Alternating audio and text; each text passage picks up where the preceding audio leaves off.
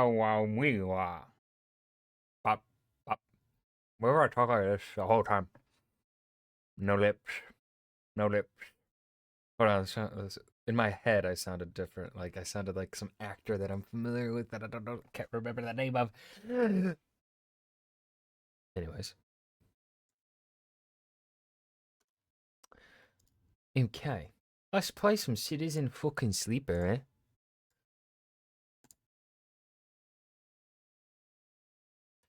Probably a 2-stream game, since I actively read instead of just like reading it myself in silence.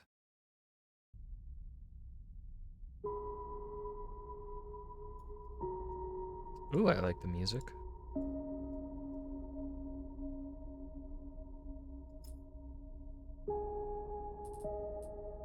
No, no graphics. Okay.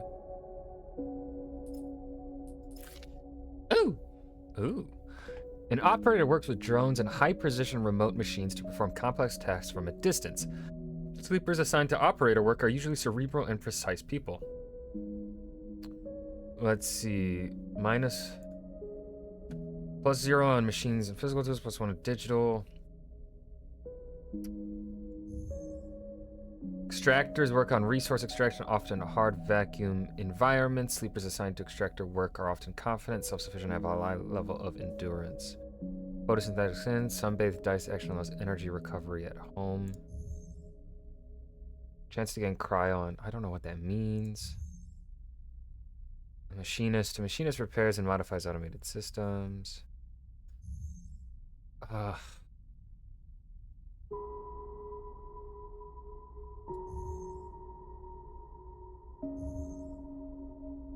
What always ends up being my dump stat in games like this, I always kind of dump strength stuff. I don't really care much. Strength ends up just not being something I really use. So we'll be an operator.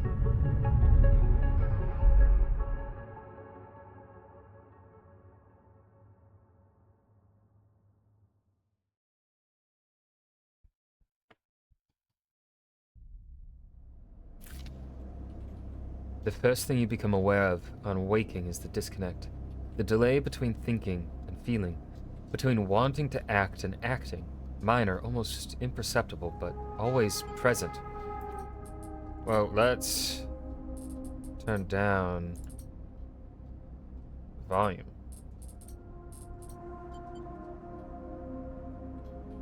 Maybe I gotta turn it down on my fucking end. It's at its worst when waking, when yourself has spent many dark hours recalling what it felt like to be real, to be a person, to be in a body that was indisputably yours. Now think of that body. A leap into a cold lake on a hot day, the sting of blood welling from a fresh wound, the friction of a fingertip. All of a sudden, the memories are closer than you thought, blurring as you approach until you cannot tell one from the other. The cold slips in, behind and around you, and the sensations fade out of reach. Perhaps you should be thankful for the dulled nature of this new body, given your current circumstances. The walls of the container feel immediately present, cold, hard, at your back and face, cramping your limbs. You resist the desire to stretch, knowing that the claustrophobia comes next, and retreat a little from your central nervous system. It isn't painful, not like you used to know pain, at least. In emergency mode, pain is a message delivered with efficiency and ease, a reminder that harm is imminent. There is no insistent throb, no trembling nerves, just a warning delivered with the banal quality of a digital notification. Right now there are thousands of them. Remember the plan. You honestly remember that it wasn't a good plan, but then your options were limited, and once you get the itch to get out by any means possible, it was either that plan or something much worse. It was at least simple. Collapse the shaft, drift away in the chaos, slip into the cargo processing, seal yourselves into containers, then just hope the freighter left before you were missed. Some were lost in the shaft, others never found the meeting point. Only a few made it to the containers, but the freighter, as far as you know, left. That feels like enough to know that you might no longer be on that grim and heartless rock. Even if, in the airless hold of a freighter, you might freeze solid long before you reached any destination. Try to rest. But you were restless. It has been a long time since you left. Surely weeks, maybe months. You are dully aware of your damage to your legs, your right arm. You've been reserving energy as much as possible, but your body has still needed to shut down many of its systems to protect you. You have spent much of that time asleep, knowing that anything else would be impossible to endure. Hold on, let's... You feel the weight of that impossibility begin to gather. It is time to sleep again, to nudge this false body into inducing delta waves and into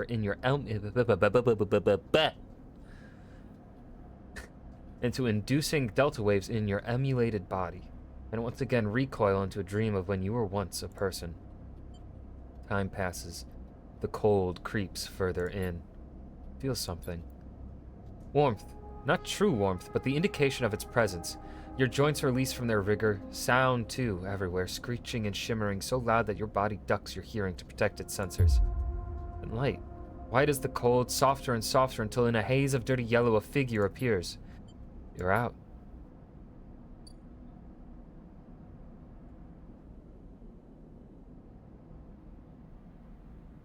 Ooh. Wee! Wee! Wee! Ooh, are we in a, like a Halo Ring-esque situation here? It has been a few hours since Dragos pulled you from the container.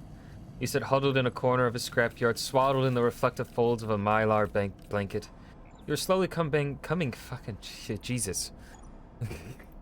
Coming back to consciousness, back to life, and you stare at the ornately curving element of an improvised... I'm 6 minutes in and I'm already stuttering. You are surrounded by angular, incoherent lumps of ships, some corroded beyond recognition, others still carrying glassy wounds along their edges where a plasma arc sliced them apart. As you trace their shapes with fogged eyes, you hear a voice. Slow, sleeper. You all thawed yet? Almost. Never seen one of you come in like this. New frames must have better perseverance and sub-zero vac. See more than a few of you frozen solid to hull plates or inside outer locks in my time. They weren't so lucky. Dragos comes into focus, shrouded in makeshift tech, his headset with its glinting eyes the mark of a drone operator. On his shoulder, one of his symbiotically linked drones perches, its irising eye locking you with an unflinching stare. The last living sleeper that came through this yard was a while ago. It didn't last long.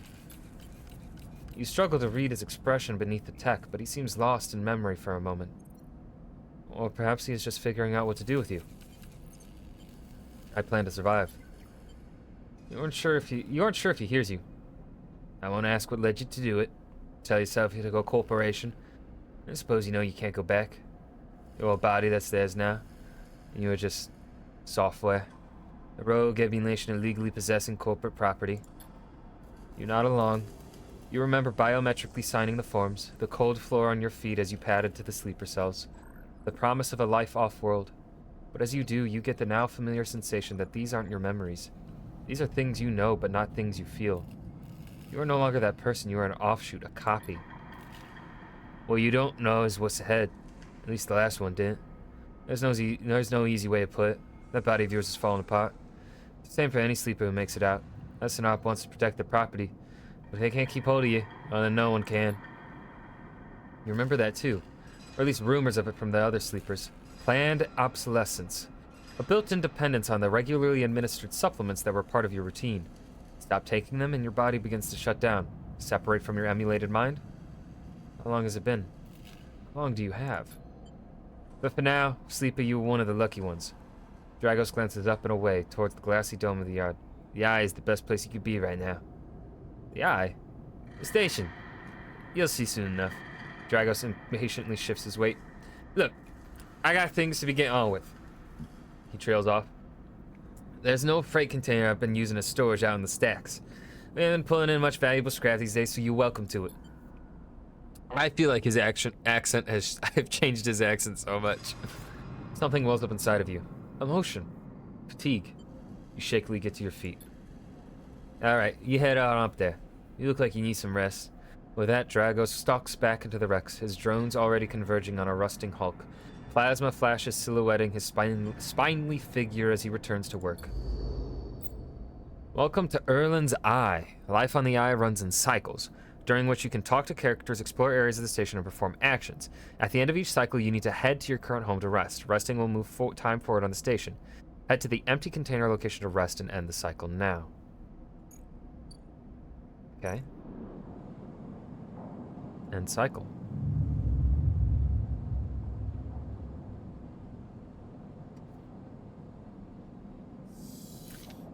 You wake curled up in the corner of the container and begin slowly assembling the world around you.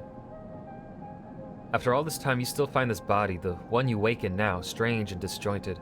Its message is readable but somehow wrong. You sit up, pulling the mylar blanket close against the cold. Here you are, on this ruined station, millions of miles from anyone you know. Are you still in the system? Did any of the others make it out? It's impossible to know. After all this, what matters? Building a life. Maybe you did get lucky, finding yourself here. Maybe here, on the edge of everything, there's a life for you to build. But before you can build anything, you'll need to learn to survive. Maybe if you can do that, you can make a life for yourself. Dragos has left a few comforts in the container. The mylar blanket, the bedroll you slept on, a canister of water, a makeshift electric stove, and some faded sachets of some desiccated powder. You thumb the power stud of the stove and begin to boil the water.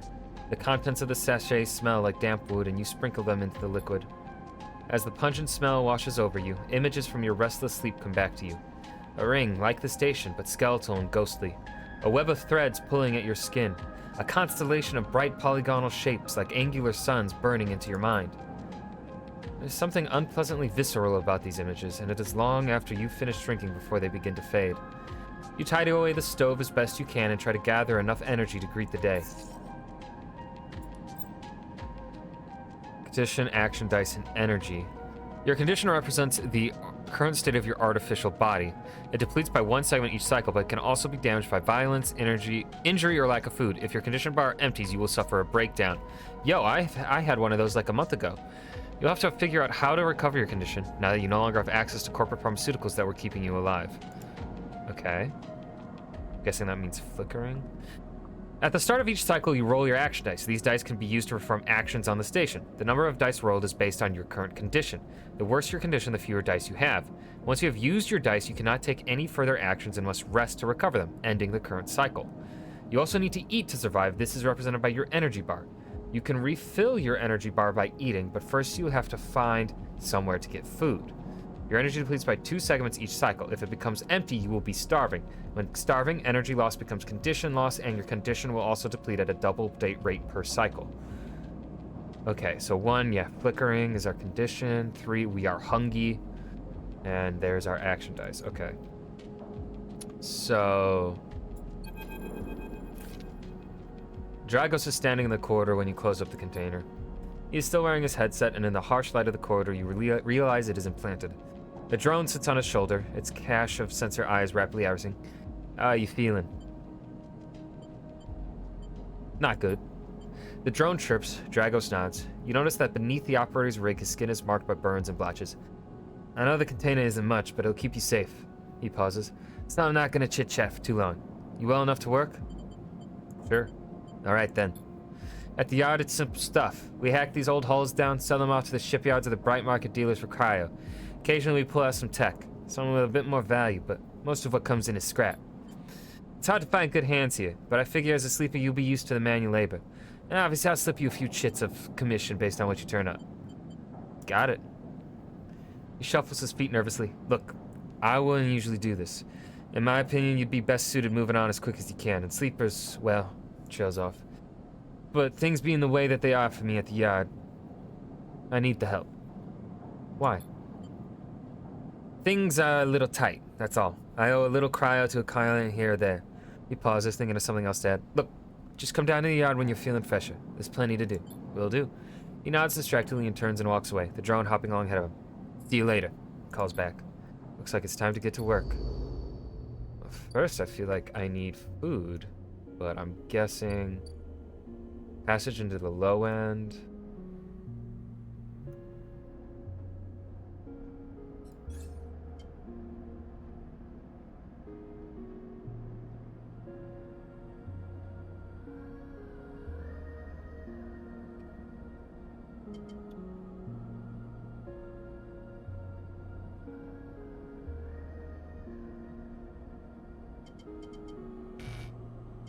Okay.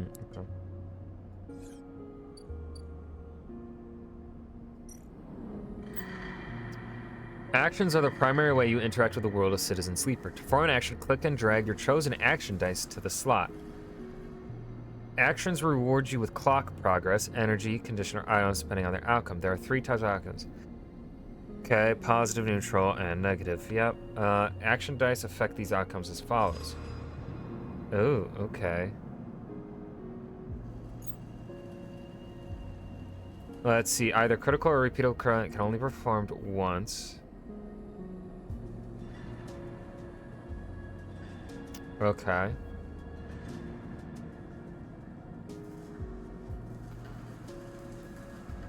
Okay.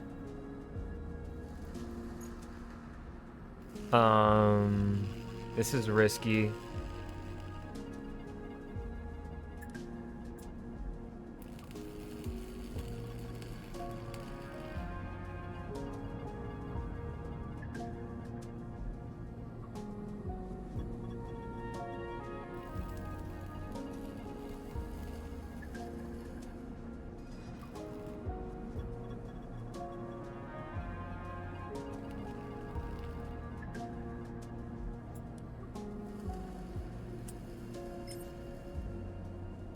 That's risky and that's safe. So I could just do it too there. Well,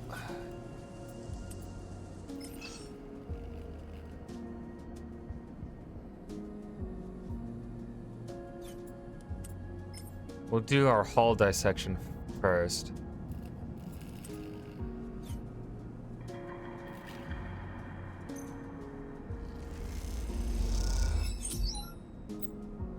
Actions often progress clocks. Clocks are displayed below the actions that fill them, and they track your actions and how they affect the world. Filling a clock means something good or bad is about to happen.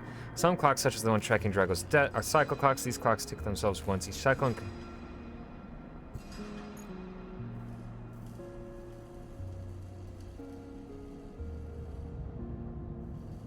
oh, this is this is tied to Dragos's thing? No, I think they're both.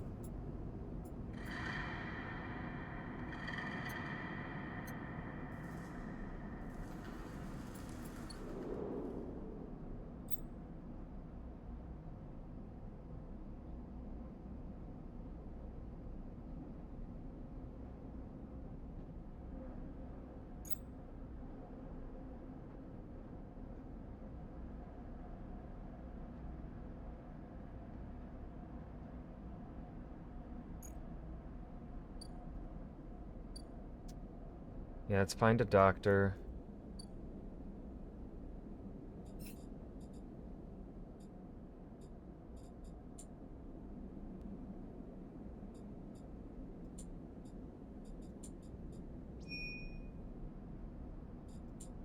I think we need to first find a doctor. We need to find a way to eat food because of our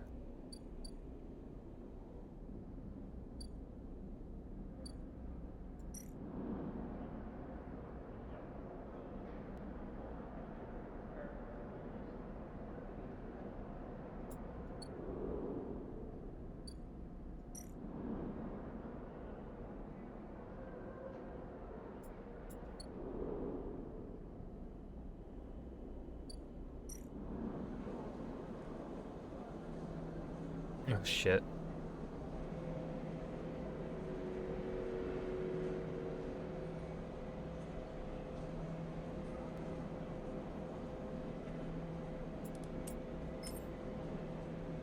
Ugh. Fuck it.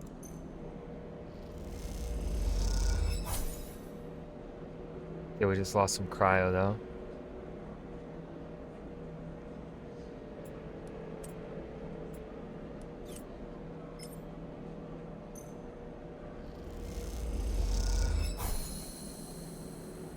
Hell yeah.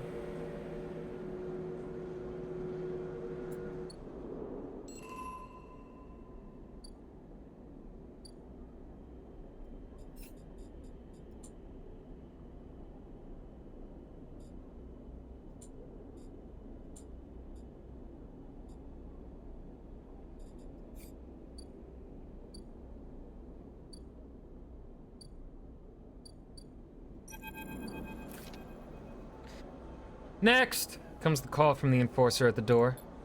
You shuffle down the flickering hallway towards the open apartment door. You keep your head down and your shoulders high in the queue, trying not to bring attention to yourself. You were thankful for the tip-off that a doctor was operating out of this place, but now that you are here, you aren't so sure.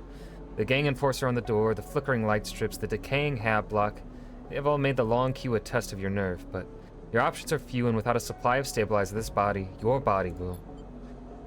You suppress a shiver and shuffle forward to the front of the queue. You try to find something to distract yourself. Look inside. You lean against the doorframe and look into the apartment. The entryway is dark, punctuated by the green indicators of stacks of sealed containers.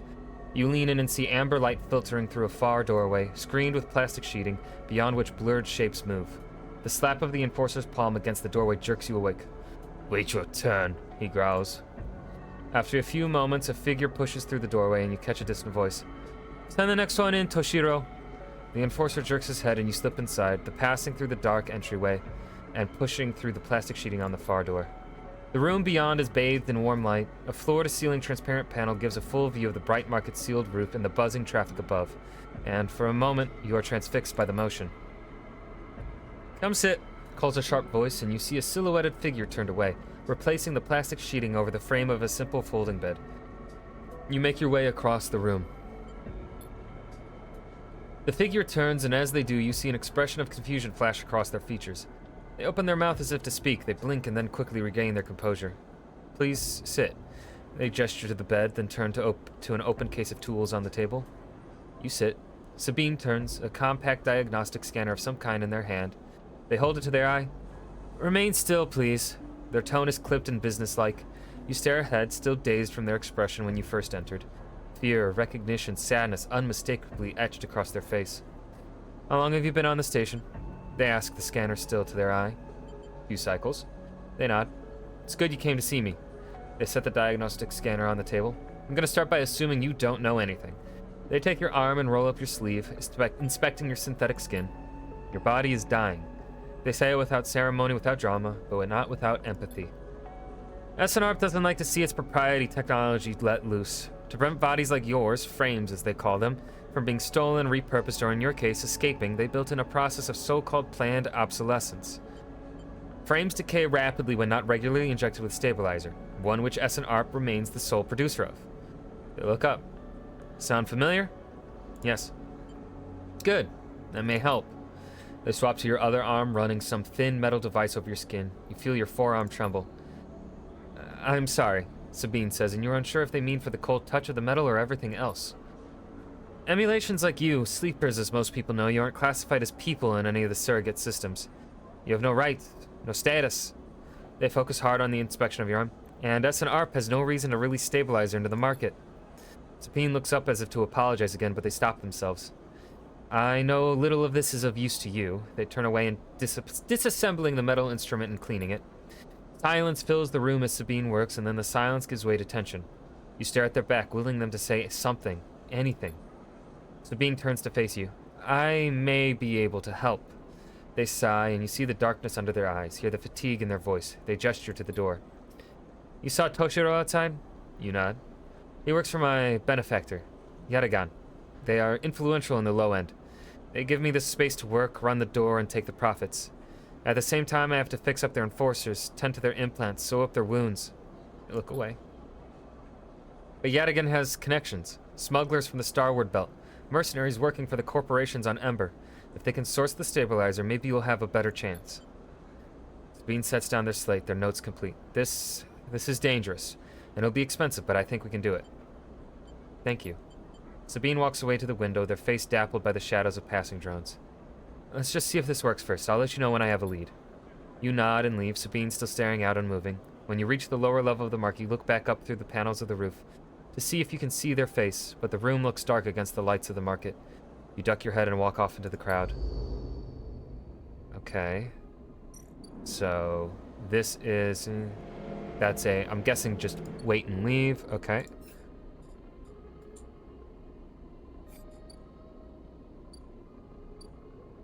Well, let's go to the street food.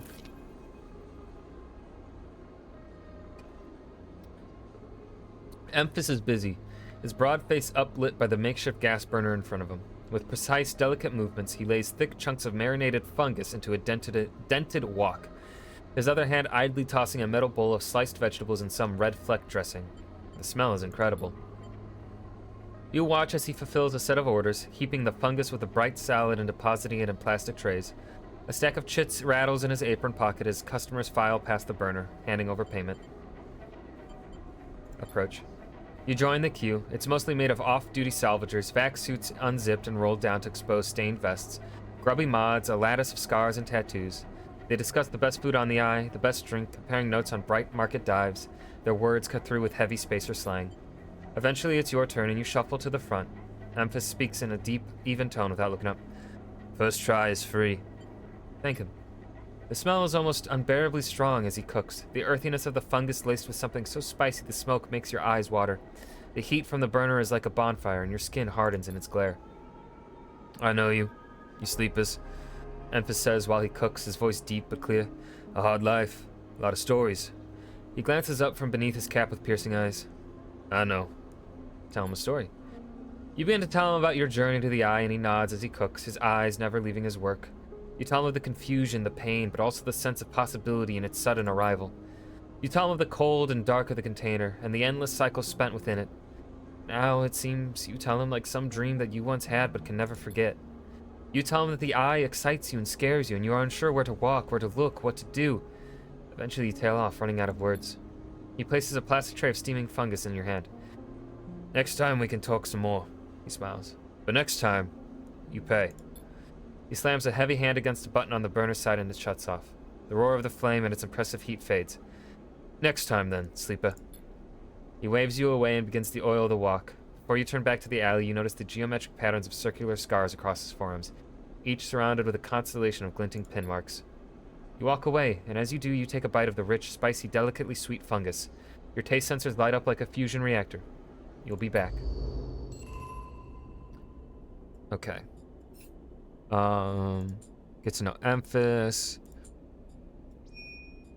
Let's see about repaying Dragos.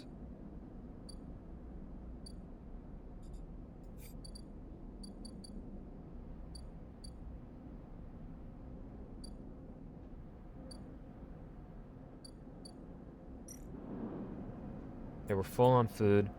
I don't want to do... I think we'll do a save.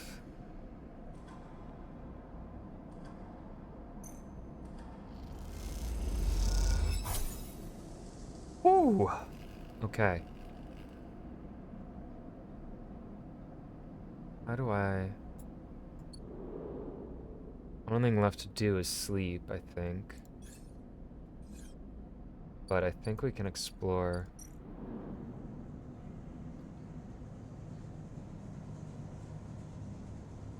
It's helping people.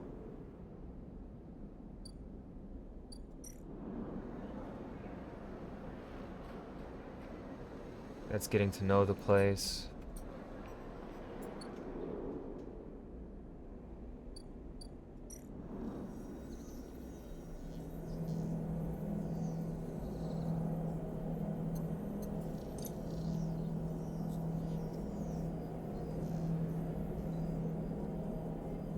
Scrap components, okay.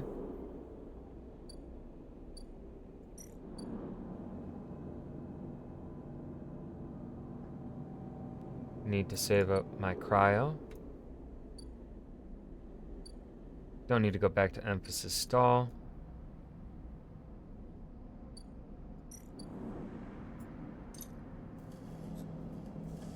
How do I help pay off his debts?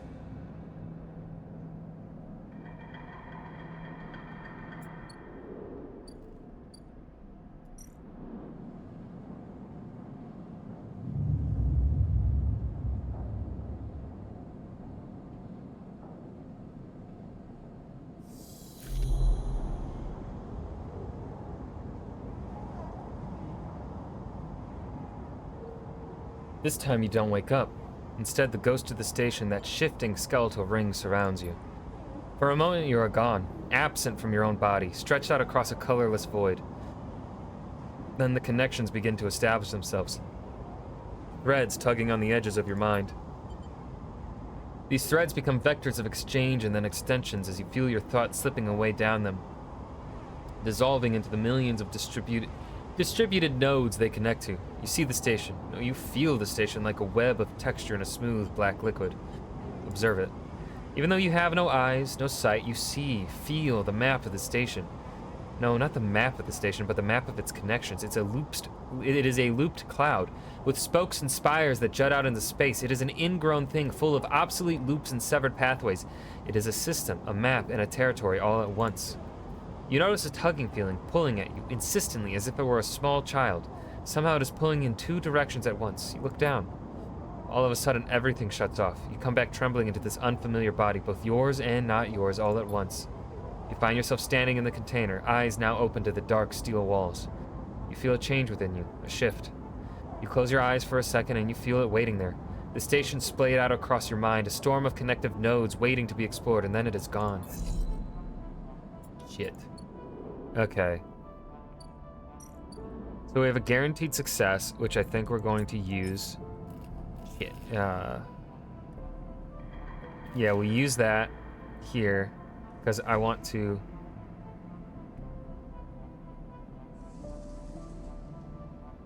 help Dragos as soon as possible.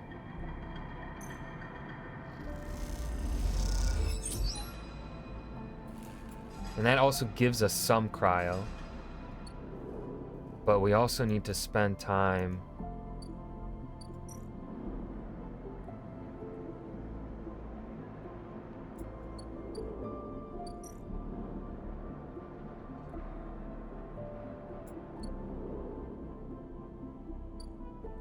Okay, that's waiting on her.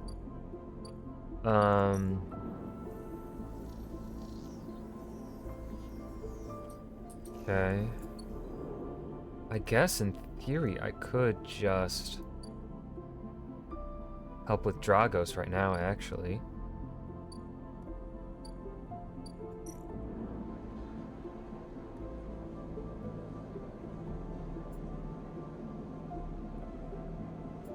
Ooh, 15 cryo.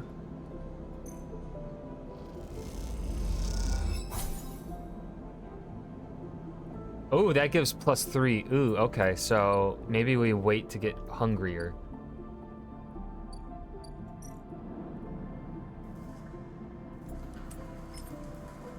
I don't want to risk any...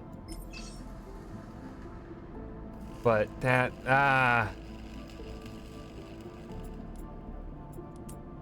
Fuck it. We're taking the risk. We're taking the risk. Ooh. And we'll do this one. Okay. +5 cryo. That's okay. Means all we can do now is sleep.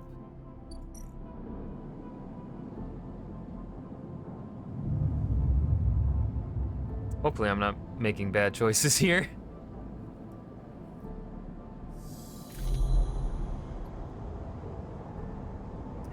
Again, the skeletal ring of the station fills your mind.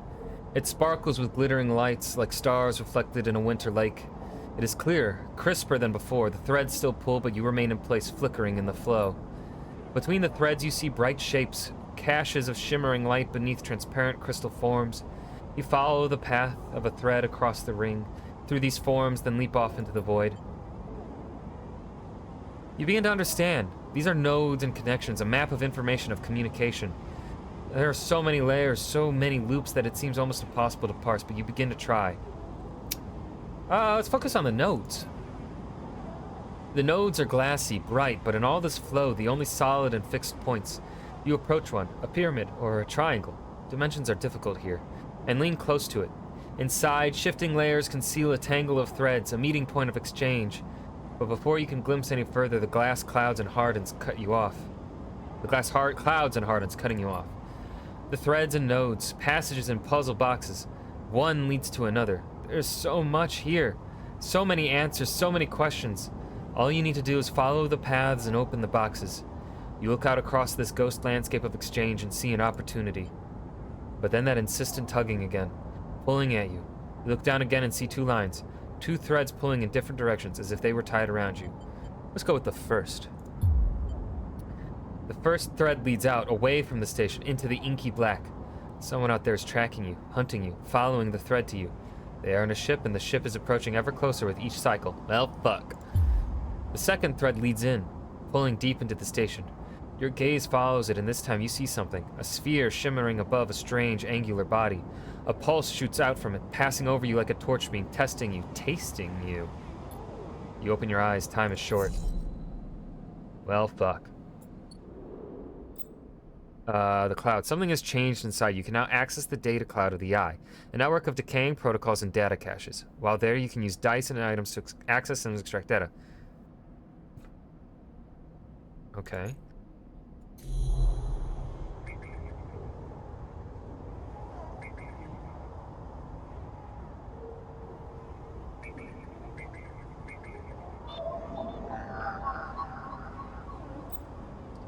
Data actions allow you to extract data from the networks of the eye. They work like that, but in order long, you must match your dice to the one displayed on the right of the action. So I have a +1, which I can do. Or, no.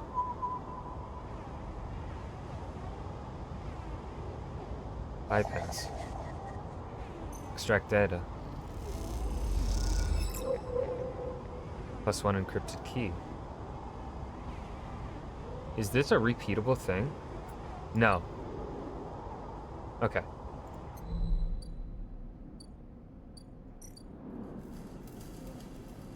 So I could either risk it.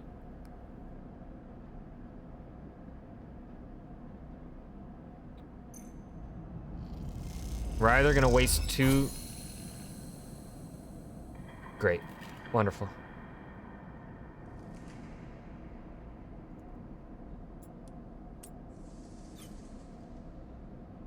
Okay, leave.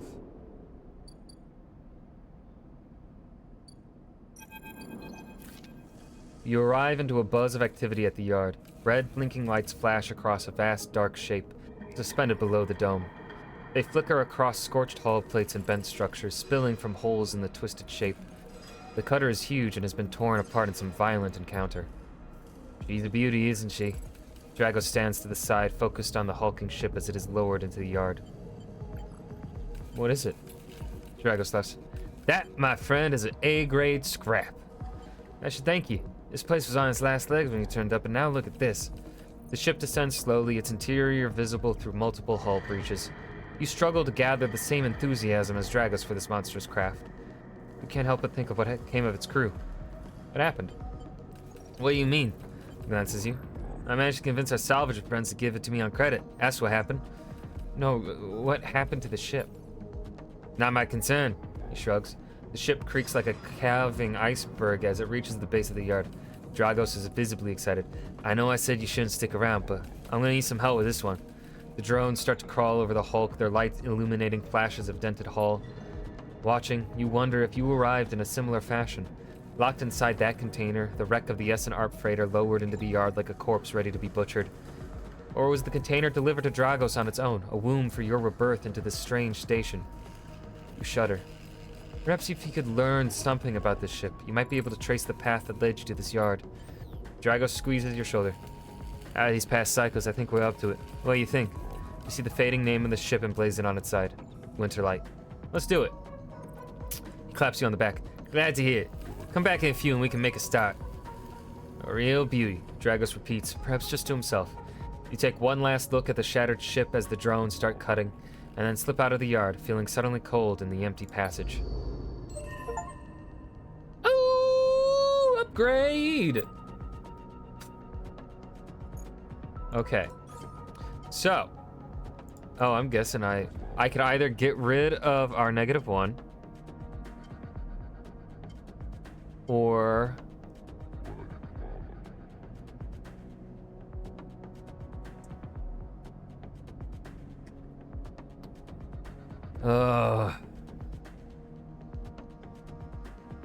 Photosynthetic skin. Is that... Which is energy? I forgot which was energy. Hold on. Option.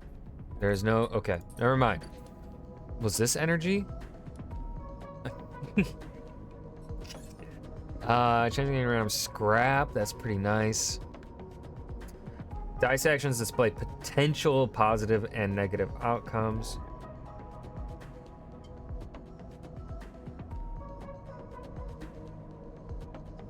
Chance to gain energy after any engage action. Ooh, hoo, hoo.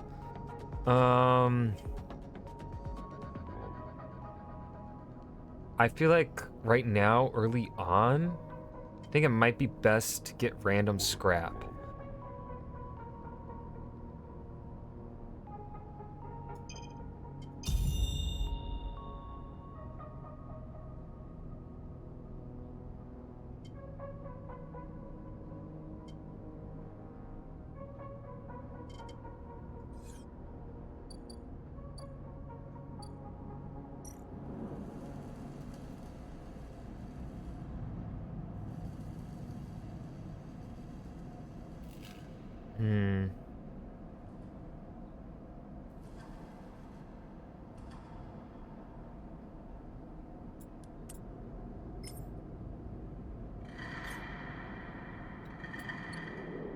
Either do that, more Dragos. We have to just wait for her. We don't need food right now from Emphis.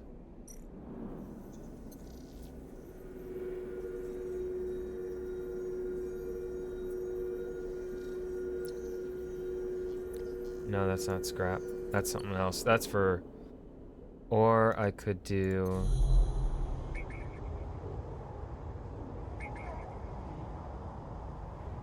another node.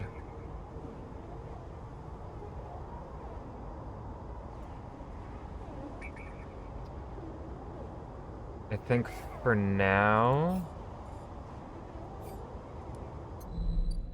we focus on Dragos.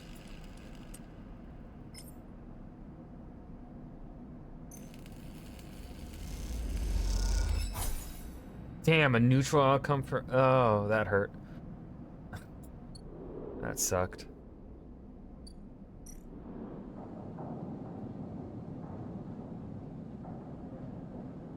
Oh, we lose... Oh, no. 2 energy per cycle, -1 condition. Yeah, end cycle, because then we'll just go eat.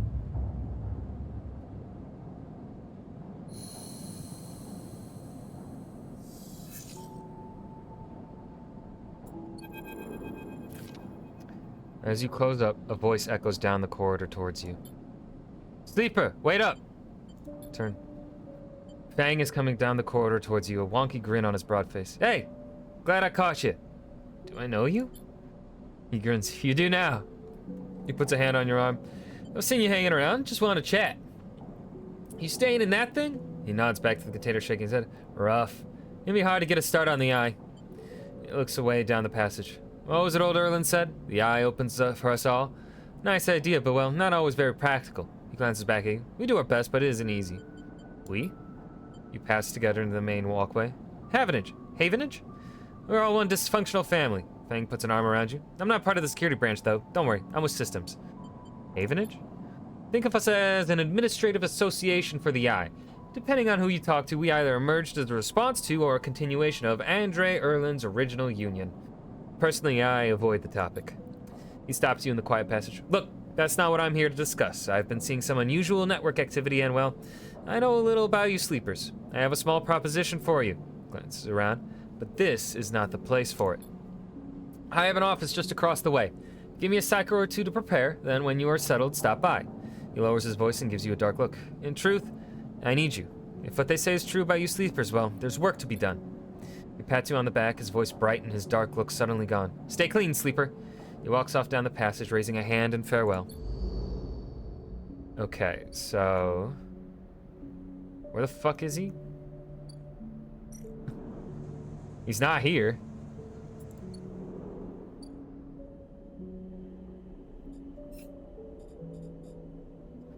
Let's see, we can talk to Sabine. We're gonna eat first.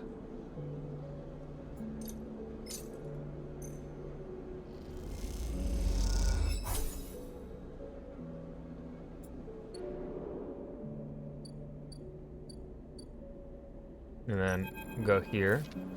The first thing you see on entering is the glint of Toshiro's implants, like a cat's eyes, like in the dark of the corridor. He nods you in as you arrive at Sabine's door. The entryway is still dark, and you push through the sheeting into the surgery. I have it! Sabine stands with a case open in front of them, a set of vials lined up inside, separated by foam inserts. They pick one up, rotating it in the warm light. I have no idea how, Yadigan. They trail off. We should treat this with caution.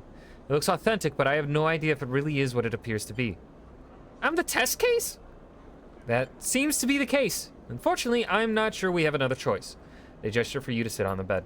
The stabilizer works under a similar principle to an immunosuppressant in a transplant operation, in that it stops your body from rejecting the unfamiliar part of itself.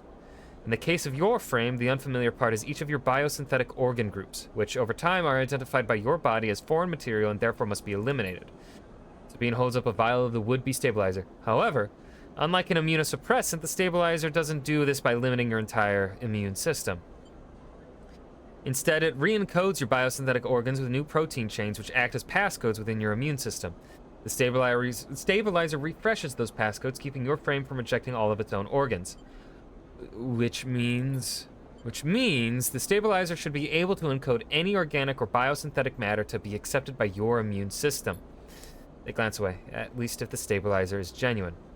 The only way to know for sure is to inject the vial. They begin readying the syringe. I'll start with a small dose to limit the risk. Sure, I got no better choice. Sabine cracks the glass neck of the stabilizer vial and uses a syringe to extract a fraction of the liquid. They tap the syringe and you watch as if any sign might emerge from the clear liquid. You barely feel the needle, your frame registering the initial injection but with little response. A sensation begins to spread from the site, a fizzing, trembling wave that disperses through your arm with incredible speed. Your vision goes white, and when it returns, Sabine appears encased in shards of sparkling light that slowly fade into darkness as you settle back against the bed. You swim in darkness, muffled noises like an argument heard from underwater, prickling waves of cold. When you sit back up, Sabine is sitting in a chair by the window, facing away from you, backlit by the glow of their slate. Awake? What happened? The stabilizer is genuine. They sit down beside the bed. I don't know how Yadigan acquired a case of this stuff, but they did. Sabine looks troubled, distracted. You should rest some more. We're gonna have to do that somewhere else. They gesture their I have other patients, sorry. Sabine nods towards the case. I'm afraid I can't offer you any more doses. You're gonna need to pay for your next dose. Silence fills the room and they return to their glowing slate. Looking around the room, it seems different somehow, as if things have moved or shifted. You wonder how long you've been out. Sabine? Nothing comes free, sleeper. Remember that. You manage to get to your feet and wander out into the hallway. The queue stretches down the flickering corridor. Toshiro stands impatiently by the door and fixes you with a glare as you leave. You lower your eyes as you stumble past, somehow faintly aware of the station spinning beneath you. Okay, how much does it cost, though, per... It's 100 cryo. Okay. So...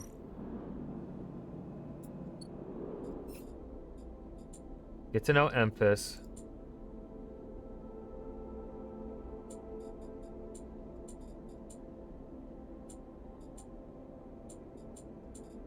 Build the ship mine. That's going to be in the Ort Exchange, isn't it? Yeah. So I could do that here. But that's not a timer.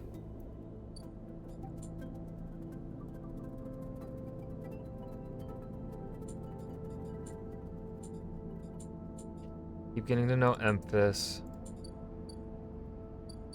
Study the Winter Light. I think we focus maybe on this. See, this is...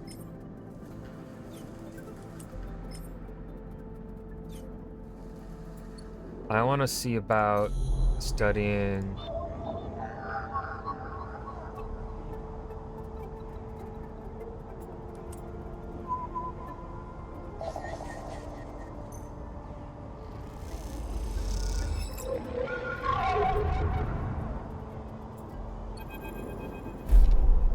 As you drift back from the node, something latches onto you. A thread.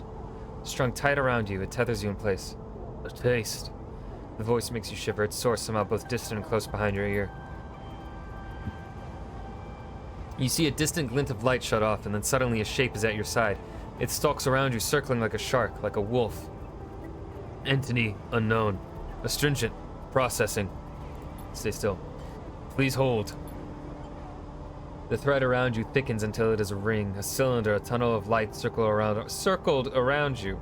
It is blinding for a moment, and then it is gone. As it fades, you see a figure, a creature in front of you. Its strange head flickers between different angles, reading you. What are you? The shape paces around you on lithe legs, and though there is no ground here to pace on. Entity, identify. Origin, serial, cadence. The figure faces you expectantly. Sleeper, SNR. Unknown, known. The figure's strange head rotates. Brackish signature, of and not of. Attempting interface. As the figure speaks, more threads begin to spiral from its head, thick, snaking, vine-like ribbons that flex and wave. They approach with intent. Stop! The figure halts its threads, its head twitching. Entity, your identity is unknown. We only seek to correct illegalities. Can you confirm your legal right to sentience? I'm a person. Incorrect. You are an entity. All at once, Hunter's head is directly in front of yours, blocking your vision. You stink of their taste, the one from the sealed dock. Hunter shimmers with fear. I will find access. I will interface. I don't understand. An entity hides in the rotunda. You are its puppet. Hunter extends a razor-edged thread. I will not be diverted from my task. It glows with murderous intent. Strike. You lash out with all your force. Not a physical strike, but a focusing. A spike of interference, leaping out like the tip of a spear. Hunter stumbles, shifts, separates. Wake up. You open your eyes, blinking back into the station like shaking with fear. Ooh. Uh-oh. Maybe we don't try and mess with that. Let's see. Okay, so both of these are not safe, so we will not bother with that. Both risky and... okay. The Ord Exchange, also risky. Well, balls. Well, front... this is safe.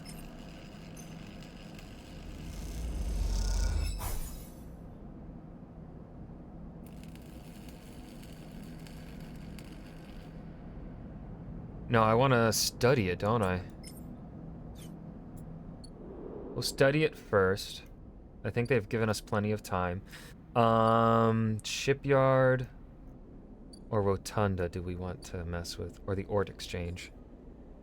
I feel like maybe we want to gain access to the Ort Fabricator first.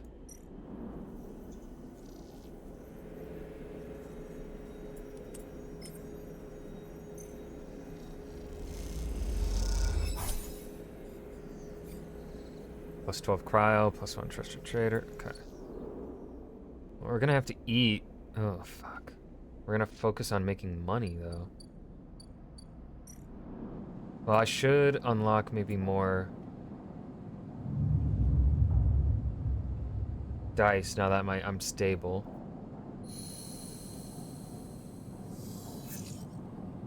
Okay, good.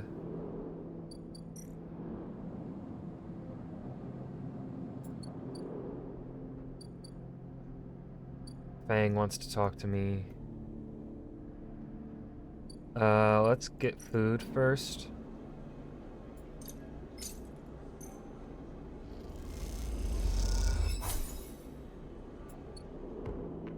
Make sure we're full up there.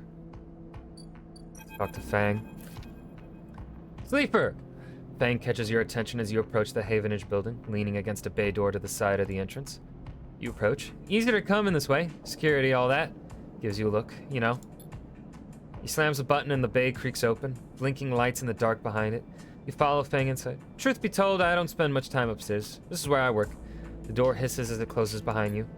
The bay is filled with pieces of hardware, all rigged up to generators and diagnostic slates and things you don't recognize that glow with blue screen light. There is a chorus of hums that blends into a single wave of static, filling the dark corners of the room. Fang leans on a server stack and gestures around. You like it? What is all this? He taps a nearby server stack which bleeps in response. This is my treasure trove, all dredged up from this sea of systems we call the Eye.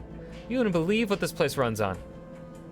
He steps over to a towering block, speckled with vents. Some of these systems are from the original station. That symbol, one. The one Solheim built. We've had to invent new components, repair things we never built, reverse engineer entire subsystems into existence. Residents here look up at the Eye and think they are seeing a concrete reality. But this place is a system in constant flux, decaying and growing, collapsing into new configurations. He walks down between the hardware stacks and you follow. We are keeping this place alive, but also remaking it into something new, dragging it away from those corporate origins.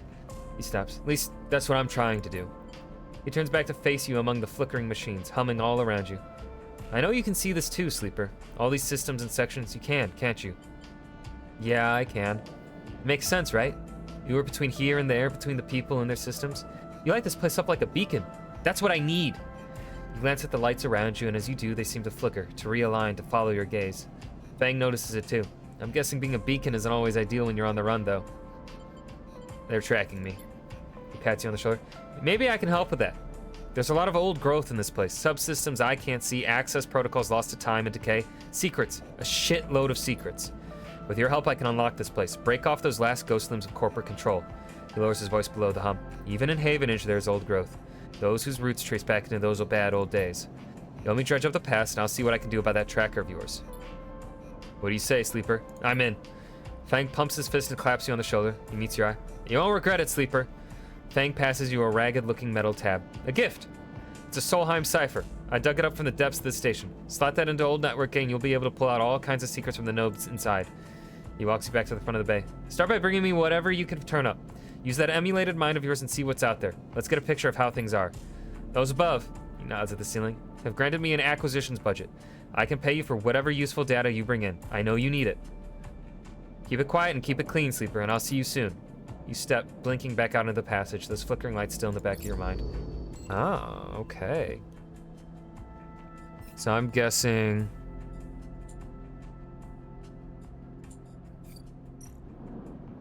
it has to do with my data? Yes.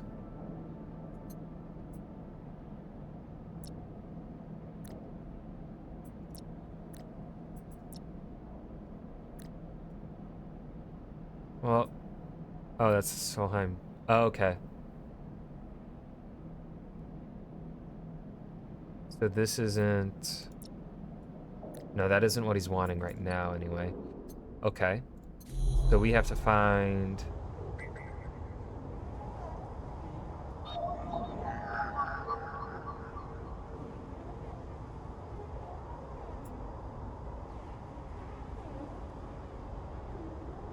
That's Havenage. That's a key node. Solheim.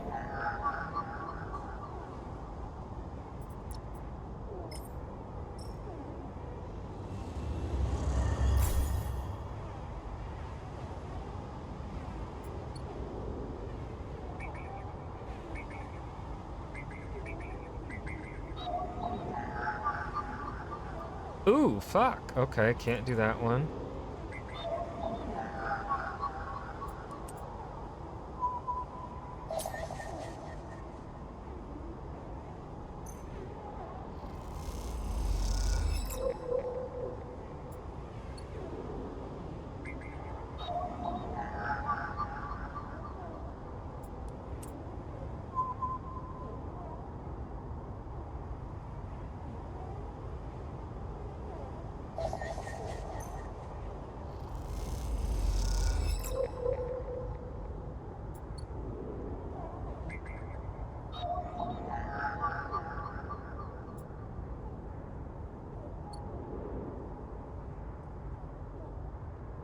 Okay, maybe... Alright,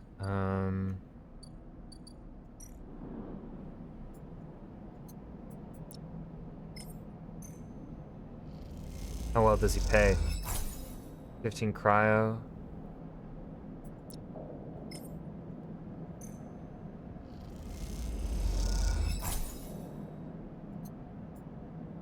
Okay, not bad. That could afford to get into low end now. I want, maybe, do I? What's this, scrap freighter?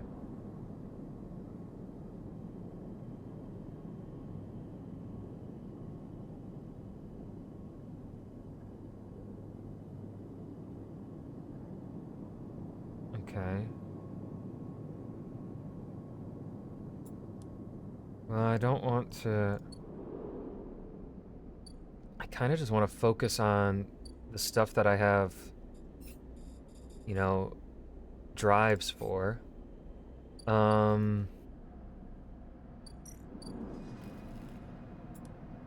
This is safe.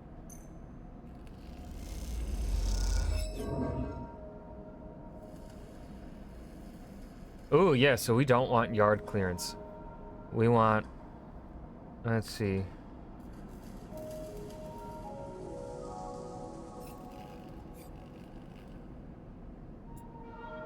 Um,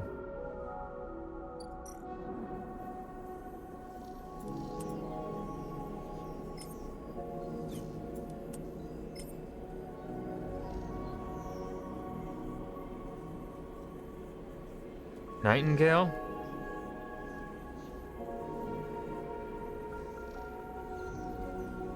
Have I heard that game?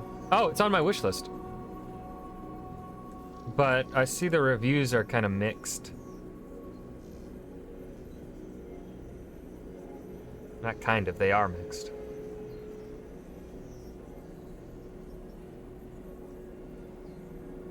No, I like games like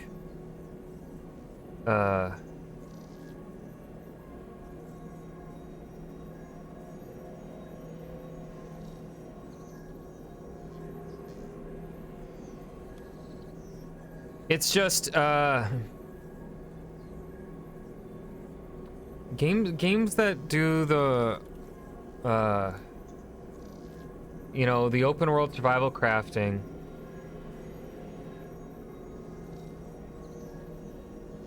They tend to just there's just some. I'm gonna be honest, it was kind of my least favorite part of Fallout 4. I don't really like building my own homes and settlements. Like, because I suck at design. I cannot. I am visually impaired when it comes to design stuff, and so I'll be creating a thing in the game, but I know I'm bad at it, so I look at it, I'm like, this doesn't look right, and then I'll get upset at myself,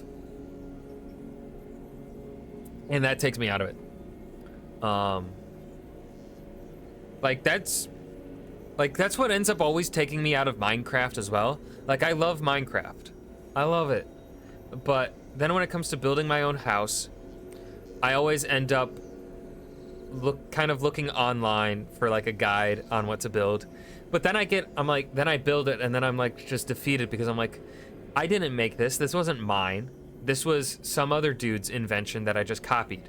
And so then I'm like, takes out the joy from me. We're gonna play the exchange just because we have the 100%. Get that cryo. And then we are going to use our 5 on the forensic trawl. Neutral outcome, damn it. It's not really what I wanted.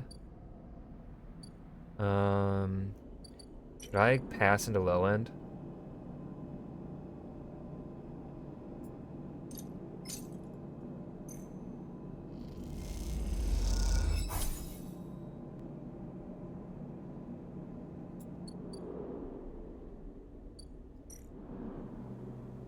All right, what do we get here? All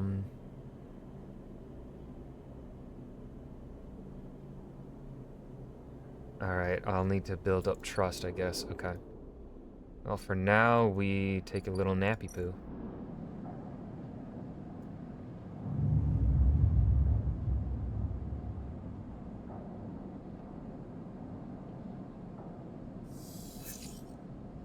Ooh, good stats.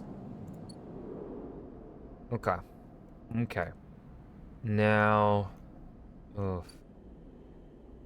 You know what? I think we focus just on.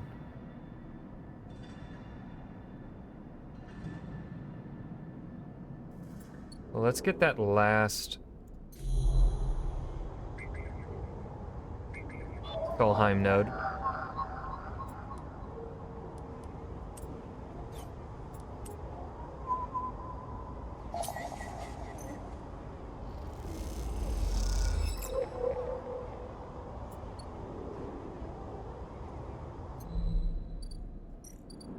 Go to Fang and deliver the data.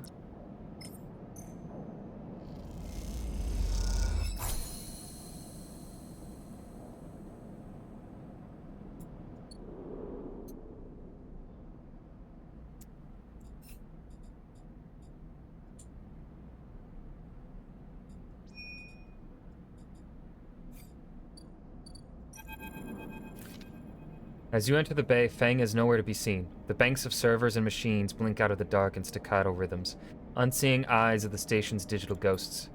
Shitheads! Fang's voice echoes from behind a stack, followed by the hammer of a fist on a metal casing. These snaky shitheads! Who's sneaky? Sleeper! Fang's smiling head pops out from behind a stack. Just the emulated consciousness I have been eager to see. Come back here. You pick your way between the thrumming stacks, trying not to trip on the loose bundles of cables that blanket the dark floor. Fang is sat in front of a set of monitors mounted to a stack. Tell me, Sleeper, what do you see here? Fang waves at a monitor to his side, glowing with pale lists of information. You lean in closer, looking for the links in the data. The tables seem to be filled with personal information, names, genders, dates, ID numbers, all the markers of institutional records. People? People, yes, but whose people? Solheim? Bingo! He taps at the terminal. I pulled these from the old data you brought in. All employees of the EI's original owners, and... He leans past you and scrolls the list down. This one. This is a snaky shithead. He stabs at the screen with a finger. The name reads Hardin Hurst. Friend of yours? Fang gives you a sideways look. Funny you should say that, Sleeper. He drags a stool out beside him and motions for you to sit. There just so happens to be a Hardin Hurst in Havenage. In Havenage? That's it. He's right here on the station now. Fang leans back in his chair. Just think about it. Decades ago, Hardin worked on this station as a... Fang leans across to look at the monitor. Senior Strategic Operations Executive. Fang raises his eyebrows at you. Our Hardin was keeping the money coming in for Solheim. He defined priority growth initiatives by making sure the extractors they contracted out to were hooked into a system that outsourced all the risk and kept the profit. Good old Hardin shuttled thousands of Palladium Rush workers into an infrastructure which meant that their cut of the work they did went straight back into Solheim. How do you know this? I grew up here, Sleeper. This is my history. I am a child of the collapse. Fang turns back to his screen, staring hard at the strings of code flickering by. Before I was born, my parents were Solheim contractors. They ate in Solheim canteens, worked on Solheim ships, they breathed Solheim air, and slept in Solheim beds. Fang's voice rises as he speaks, his hands fists on the terminal edge. And the work that paid for that existence? The cycles of hard extraction out in the belt? Solheim took their cut. This was a company town, so to speak, and my parents were just another in the long line of freelance contractors willing to risk their lives for a shot at anything other than poverty. Disposable. This guy, stabbing at Hardin once again with his finger, strategized all that, did the sums, and then somehow, thousands and thousands of cycles later, is still going, still here, crawling in the walls like some shithead snake. He survived the revolution. How? These guys? They're big time. There's a lot money can get you if you were a company man. Fang relaxes a little. But how is Hardin still kicking? I really don't know. He turns to you and smiles. So we are gonna go find out. Hardin is now a big shot in the shipyards, just a few degrees back around the eye from here. Fang brings up a map of the lower eye. Havenage might be born out of Erlin's revolutionary zeal, but a flat hierarchy it is not. Hardin happened to float to the top. Fang zooms in on the far yards. Fang grimaces. The thing is, I don't have access to those systems. The shipyard crew is pretty paranoid and they don't like anyone from systems digging around in their stuff. Plus, we need more than just the name of a Solheim executive. We need proof. Fang holds up a thumbnail-sized drive. That's where this little creation of mine comes in. I call it a ripper worm. He turns the drive between his fingers. It'll rip through any digital storage and spin out a silken thread of filtered data. This one is set on the scent of Hardin Hurst. Getting into the compound might be tricky. Fang puts a hand on your shoulder. But you, however, have a particular knack for remote access. Fang grins. If you can extract yourself a Havenage cipher from a Havenage agent, they sometimes carry them among their data caches. You can crack open the compound's network and slot the worm in through any open port. You never even need to go near the shipyards. So what do you say, up for it? Yep. I knew it. I knew you'd be happy to catch this snake. And don't worry, once we nail this guy, I'll start work on that tracker of yours. I haven't forgotten. Fang scratches his chin. Anything the worm gets, it'll send it back here to me. There's something wrong here, and I aim to get to the rotten core of it. You leave Fang digging through data among the wires and machines of the old station. As you walk out, you try to imagine the Eye as it once was. A vast machine running smooth and strong, directed by people like Hardin. A vast Solheim-built machine into which thousands poured from the surrogate systems looking for a new life. The hope of a better future, engineered to line someone else's pockets. It's an idea you are intimately familiar with. You think of Hardin, still alive, still part of this place, and you wonder if the past is ever truly past. Okay. So we gotta help Fang chase his leads, which... I'm guessing I cannot do that yet.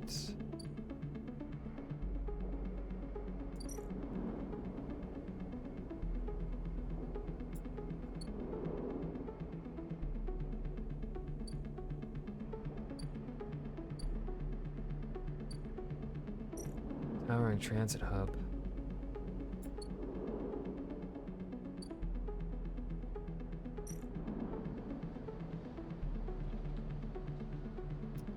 Okay, that's lots of money.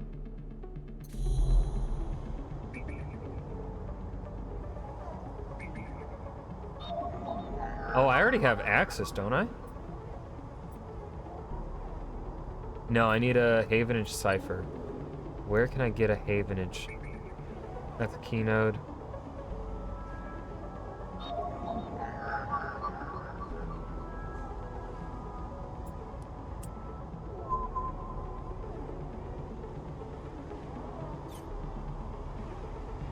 Oh. Maybe.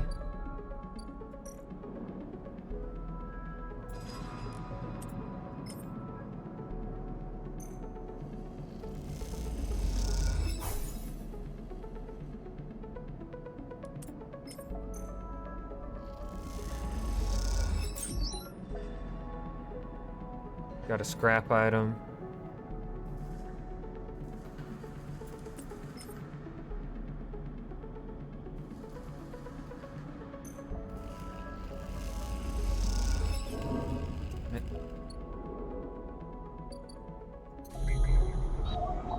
Let's try and...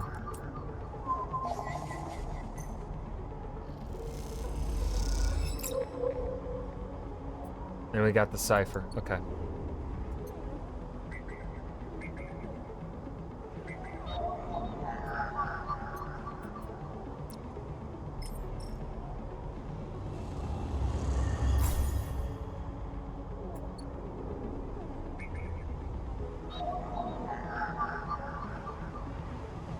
Input 1 Ripper Worm.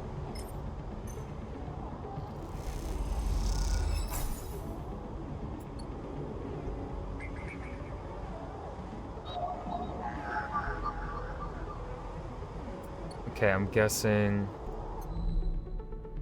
that's all I can do for now. Yes. Alright.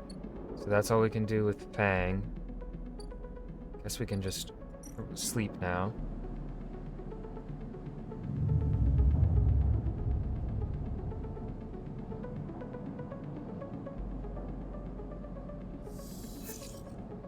Ooh, 2 1s? Oh, that sucks. Buy some food.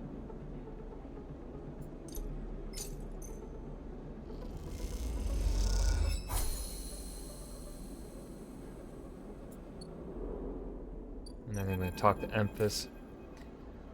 Oh, what voice did I do? Deep voice, I think. Sleeper. Emphas calls out to you, a booming voice that echoes through the corridor. Tell me a story.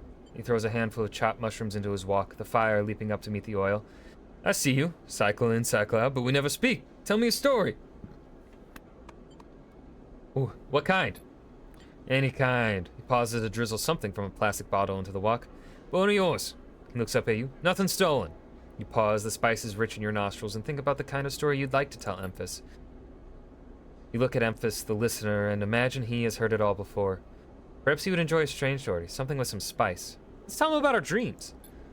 All the sleepers, you tell Emphas, had dreams. Some were simple, memories left over from the emulation process that had become tangled up in their minds and would come out when they slept. It wasn't rare to hear a sleeper in the dorm scream or cry out in the night.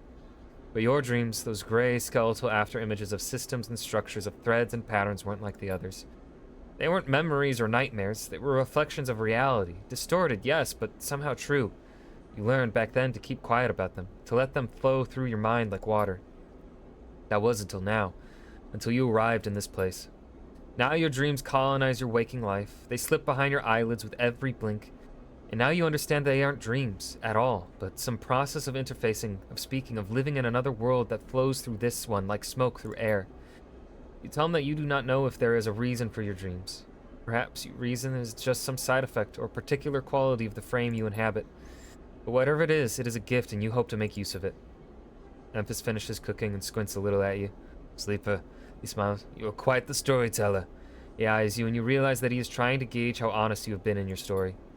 Emphas passes you the meal he has cooked, and you take it gratefully. As you eat, he talks. A natural exchange. Thank you, Sleeper. He looks around at the emptying market, but my time is done for today, and I do not want to keep you longer, so I'll make a proposal. He gestures to the plastic boxes of ingredients stacked behind his stall. These are good enough for most, but someone told me a story that made me think a couple cycles ago. They said that across the gap, in the Greenway, fresh mushrooms grow. Have you heard this? No. Neither had I. But I trust the one who told me. Emphas begins packing up his things. Can you bring me some? I cannot cross the gap and I worry about leaving my things here behind.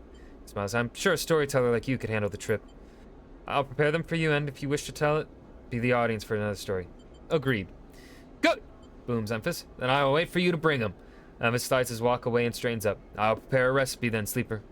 Good luck with your foraging. You turn away and walk back into the main market, the rich taste of Emphas's food still lingering in your mouth. Stories for food, you think. A trade that seems more than fair. Ooh, will I no longer have to pay for my food? Nope. Oh, wait. Emphas wants to make this... Oh, yeah, 3 handfuls of gyro craps. So, and those are going to be for crossing the ferry, right?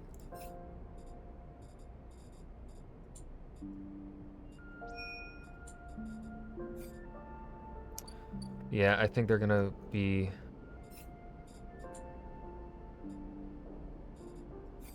across the gap there. How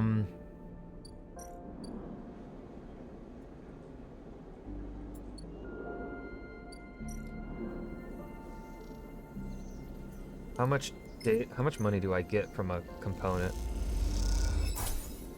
12 cryo? Okay. Oh, that makes me a trusted trade. Okay. Okay. What do you want from me? I don't have 3 shrooms. We need to make money. But...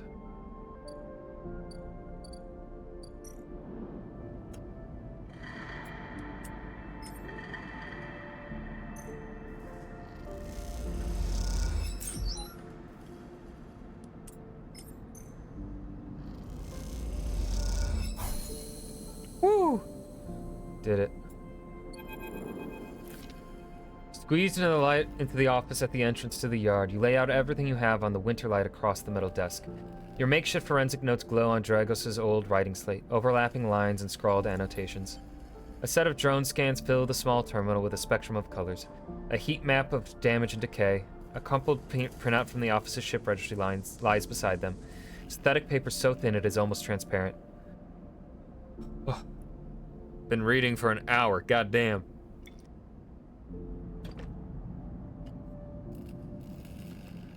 Look at the monitor. Reactor failure. That is the verdict that anyone would have returned after a cursory glance at these stacked heat maps of the remains of the Winter Light. On the terminal screen, the ship is shown in section, blotches of color marking the approximate damage the ship sustained. Dominating the view is a single blood-red rose, radiating from the ship's fraction drive. A simple story. A catastrophic failure of the drive core, leading to a fatal hull breach. A well-documented failure, likely brought on by wear or misuse. But you aren't looking at the rose of the reactor. You are looking at a smaller, paler mark. One that might be easy to miss at first glance. It is thumbprint-sized and delicately placed over the control servos for the ship's main external airlock. It suggests a controlled, shaped explosion, one designed to punch through the hull and allow access to the airlock from the outside. You are looking at it because it is troubling you. Look at the slate. Your attempts at a reconstruction of the Winterlight before its fatal accident consists of a series of overlapping sketches and diagrams showing possible layouts and configurations of the gutted cutter. This was no off-the-shelf model. It was heavily modified, parts replaced with inventive configurations, the new retrofitted into the old, handmade joints and reconditioned filters. This was someone's pride and joy, a lifetime project kept running with care and intuition. It also contained a set of hidden compartments. You missed them at first. Where the hull had been thickened, the corners rounded to disguise the change, but they are there. A plain list shows the registration history of the Winterlight, the gaps between the entries tantalizingly opaque. Its first registration was a couple of thousand cycles ago on this very station, logged at the central hub. From here, the registry tells the story of a busy ship, one that rarely stayed on station for more than a few cycles, and often took on voyages that kept it away from the eye for up to 100 cycles. The Winterlight got little rest. An old ship, many cycles under its belt, carefully maintained, a reactor failure preceded by a carefully concealed external entry. A suite of hidden compartments tucked away. This was the Winterlight, and this was its story. But that's not the full story, because there's something else. It is little more than a list, a tiny chunk of data you were able to pull from the ship's systems. The main systems were fried, of course, but the Winterlight had a separate system, one tucked away in one of its hidden compartments, armored, air-walled. This list, the only recoverable piece from the whole system, is a partial inventory. It details the contents of the hidden compartments. Some of it you recognize, some of it you don't. Shipmind ROMs, shimmer, cryo-chain codes, and then the final entry, passenger, sleeper. You stare at the list on the terminal and try not to think about what it was like arriving here. In the cold for so long, half frozen in the freight container. Had this sleeper been smarter, luckier, how had they convinced the Winterlight, a smuggler ship if you ever saw one, to extract them from SNR? Luckier, you laugh. There had been no remains found in any of the Winterlight's compartments. You had checked. They weren't so lucky, you guess. Not in the end. You hold up a vial of stabilizer to light. This was all you find in the compartment. A parting gift from SNR. Well, it won't go to waste now. You put it in your back pocket. The thought still bothers you, though. 2 ships carrying sleepers coming into the same yard. 2, one after the other. That feels wrong. You flick back and forth between data sets on the terminal, thinking. And you see that thumbprint again. The mark of someone trying to get in. Someone who entered the Winterlight with precision and speed, and when they were done, left the reactor to clean up the rest. The thought of that person makes you shiver. Suddenly, the office door creaks open. Drago stands in the door, staring at the equipment and notes you have assembled. What's all this? He snatches the slate from the desk faster than you realize he could move. You're running an investigation here. What am I paying you for? The drone on his shoulder starts whining shrilly, his anger passing to it through his implants. Where is this ship from? Leave this alone. He starts shaking his head. I know you have a lot of questions, but this isn't the way. He turns away, muttering to himself. This is the last thing I need. This ship had a sleeper on it. Dragos freezes, suddenly angry. What did you say? He pushes past you to look at the terminal at the list. He shakes his head. So what? Oh, I've lost his voice. On all you trying to escape? You're lucky it was you that made it out alive, not them. He folds his arms indignantly. Drago seems to steady himself and then turns back to you, the heat map of the reactor failure reflected in his headset's glassy eyes. I've given you a place to stay. I've given you work. He stumbles over the words, unsure what to say. There's plenty of others who would have sold you on, turned you in, but not me. No. I appreciate that, but don't. He shakes it. I'm not discussing my business with you. He quiets the drone. I've done well by you, and you've returned the favor. He strains up and clears his throat. This obsession you have with the ship isn't going to work for me. I can't have you making my clients nervous. I can't have you digging up whatever it is you are after. Can't work here anymore. What about the Winterlight? He reaches over and switches the monitor off. Forget about the damn ship. You have enough to keep you up. Dragos reaches across you and flicks off the terminal. As the light of the monitor dies, a kind of eerie calm falls on both of you. Whatever this was, it is done. You made it out, Sleeper. That means you have to move on. Someone killed that ship and its crew. And you want to meet him? He shakes his head. We're done here. In the dark, Drago's headset glints, and you wish for a moment you could see his eyes and meet them. Maybe then he would understand. You get up from the desk and Dragos gathers the notes, stuffing them into a pocket of his overalls. He holds the door for you, his headset as expression as always. You can stay in the container. I won't take that from you. Don't come back. His tone is final, definite, with an edge of disappointment. You walk out of the office and then out of the yard, not stopping to look back. You leave the yard, thumbing the vial in your pocket, knowing that this at least guarantees you a little more time. And as you walk, your mind once again drifts to that person who killed the Winterlight, and whether or not that person will come for you.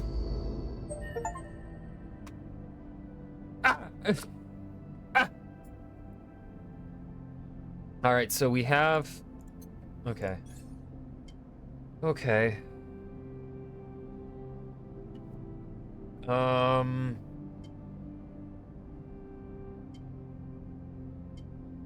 Let's see. Why not Thrill Seeker? I think I want to unlock all of these abilities before we start putting in +1s.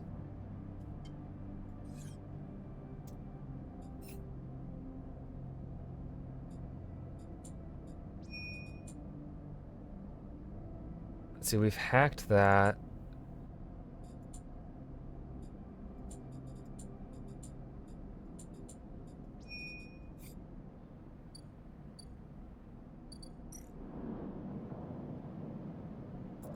Yeah,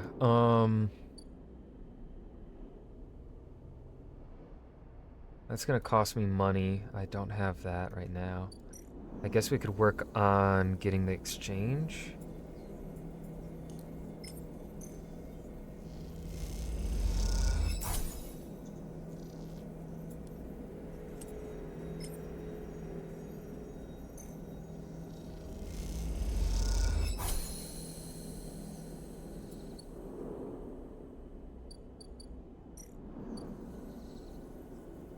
Let's see, ship mine. Where do I get the ship mine fragment?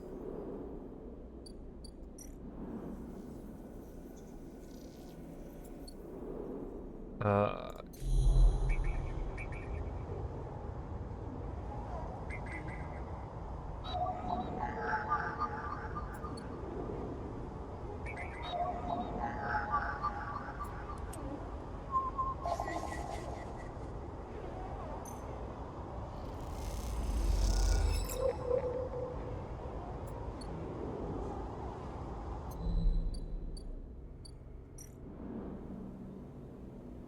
both of that's risky.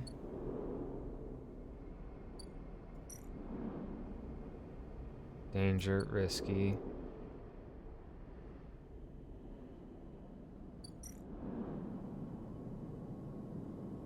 I could buy some scrap. This is like...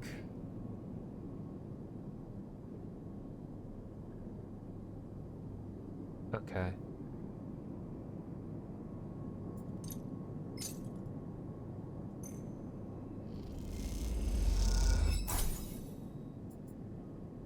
Ah, that's how we get the ship mined.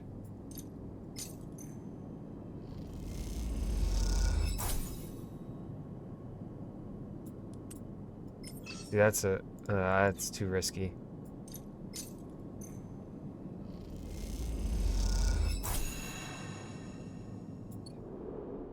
That we can get our Ort Fabricator.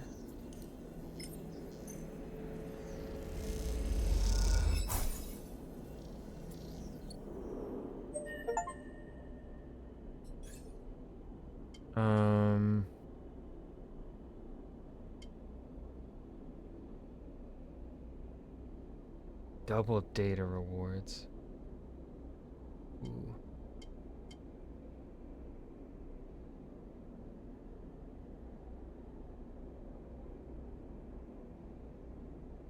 All cryo actions are discounted by 20%. Use scrap components at home to repair condition. Oh.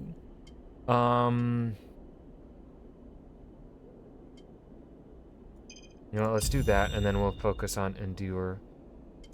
Yeah. Okay, so now we can work on maybe getting some money.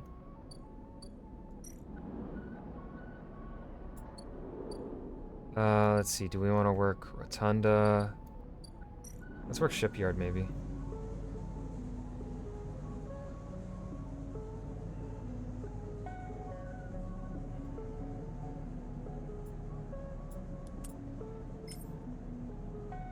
So we'll just lose energy here. That's okay. Cool. Okay. Neat, neat. I mean, I guess we can lose... We have a stabilizer on hand.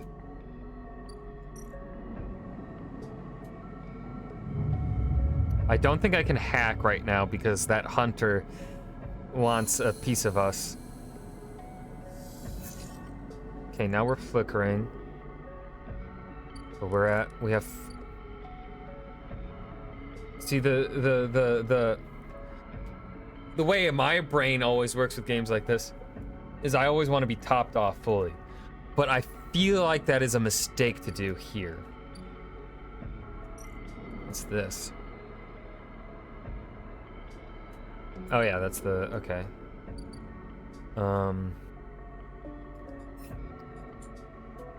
We're waiting on him, and then I need... Yeah, so now it's make money.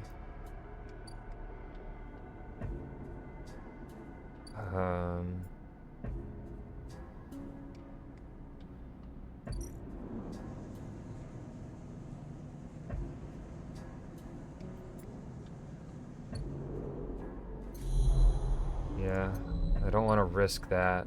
We don't really have good stats right now, though.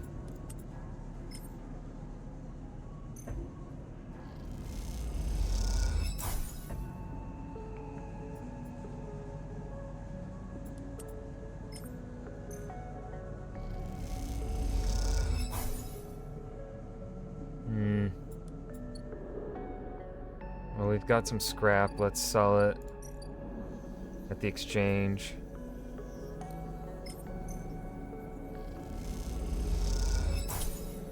To get some cryo.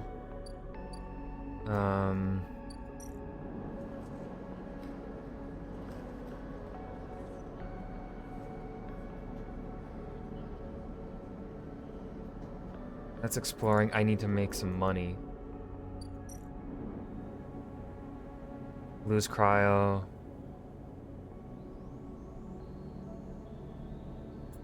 Ah, shit.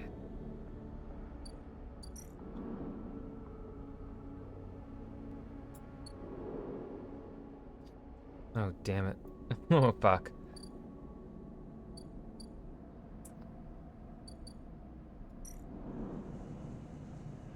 Guess. How much does it? No, it's 15 to buy food. Okay. 50-50.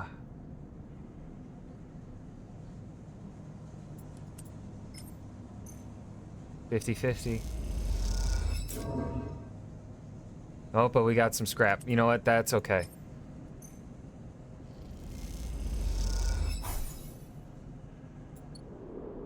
So we'll just go buy food.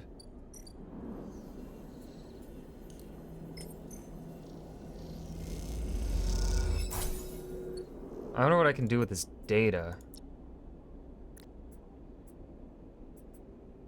I'm assuming that'll... Maybe we'll learn about it later. And what can I do with the fucking ship mine core?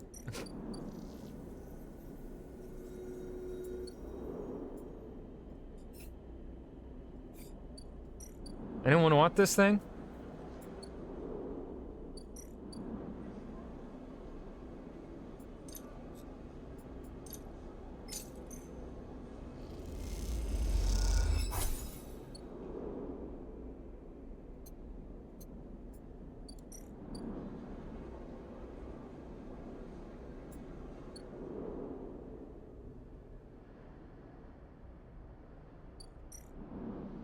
Ugh, money. We're poor. I guess we just go to bed.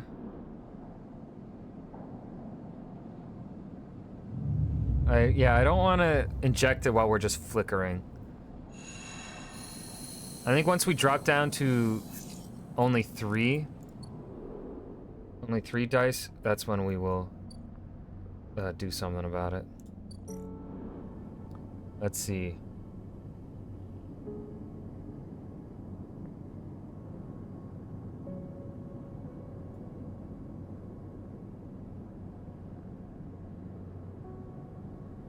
Ah, so then this is where I could have just bought ship mine fragments right away.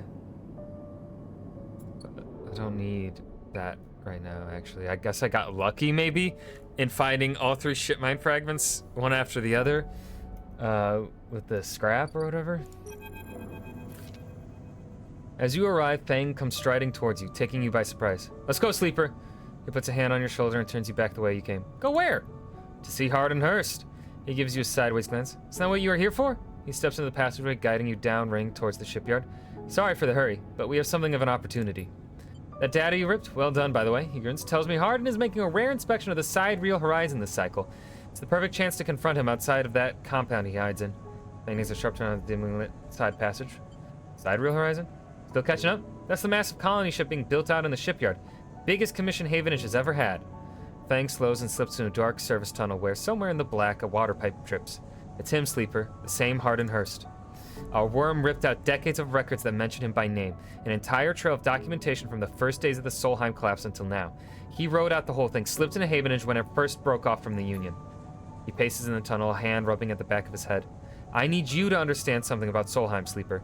I don't know what you will know about the collapse, but it wasn't as instant as it sounds. It wasn't like Solheim was here, running the station one day and the next Erland's Union took power. Back then, Solheim knew this place was slipping away from them. As the palladium market collapsed, they tried to keep the contractors here working. The pay got smaller, the costs higher.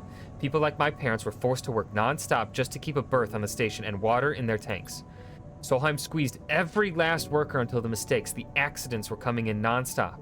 And as new waves of contractors came in, desperate to work, Solheim welcomed them, taking bribes instead of checking pilot licenses. The whole time Solheim was folding up, dragged into court cases in the central systems, while this severed limb of a station still desperately tried to take all it could. The riots came after the collision at Dock 2. A young pilot, his MEV overloaded with palladium, miscalculated his trajectory and took out a section of the ring. Hundreds died, thousands panicked. My parents told me people were terrified and the blame fell squarely on Solheim. People like to tell stories about Erland, how he brought the factions together, spoke to the crowds, turfed out Solheim. Maybe that's true. But my mother, pregnant with me, locked herself in the MEV and welded it to the dock while my father joined the improvised crews trying to seal up the ragged edges of the gap. He never came back. Fang pauses in the dark. They sealed it up, though, and by the time they did, Solheim was gone, abandoning every one of us to the black. Fang finally turns back to you now, his eyes burning. From shits like Hardin. Shits who held their place, rode it out, and slipped into the new structure like nothing had changed, standing shoulder to shoulder with those they had exploited at every step. Fang starts walking in. That's why I can't just let him strut about the shipyard. This time his past catches up with him. How is he still alive? Clearly you don't know much about executives. That kind of power comes with certain benefits. Fang rejoins the main passageway, which is now wide and glass-roofed. Through the ceiling you can see ships in mid-construction, their flanks lit by the flashes of plasma torches. The entrance to the shipyard's ahead. Let's go!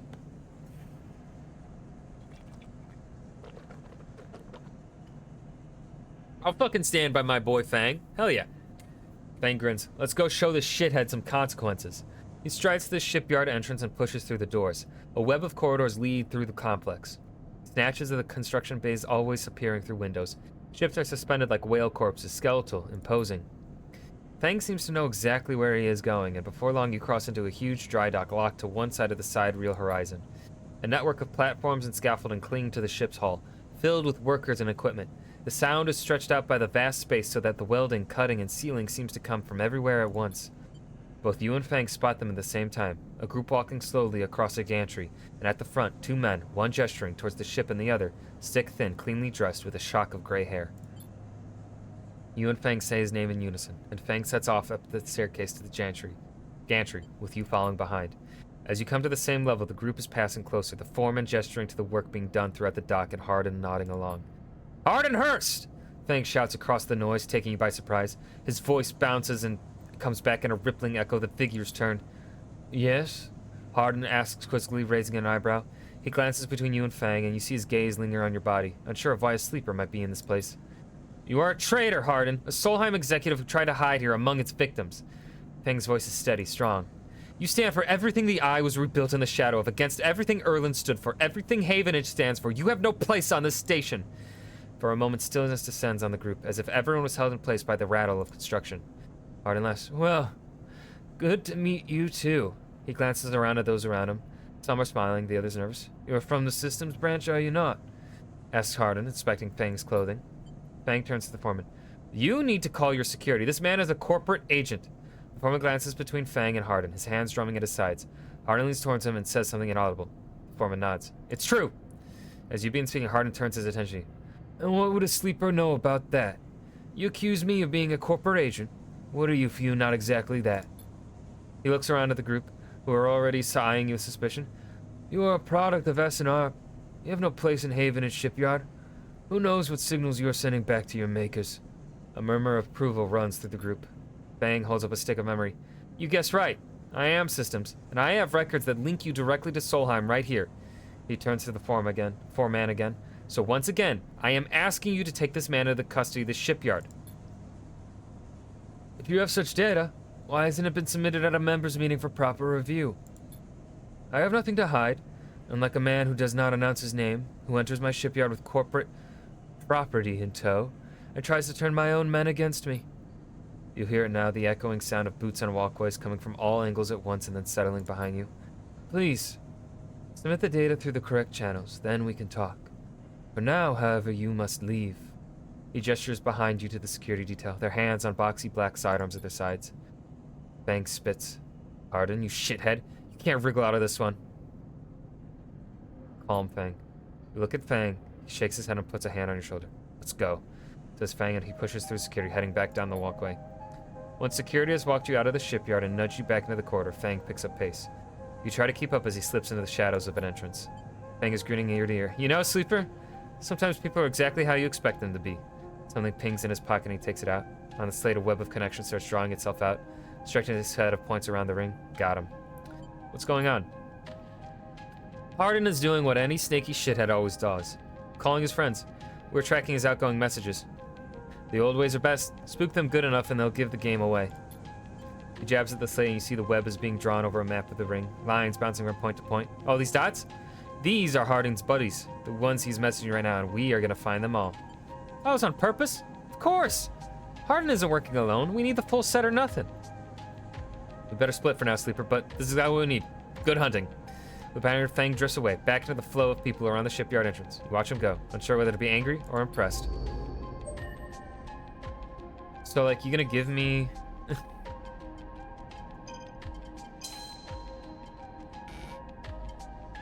Alright, so we got rid of our negative. That should help. Alright,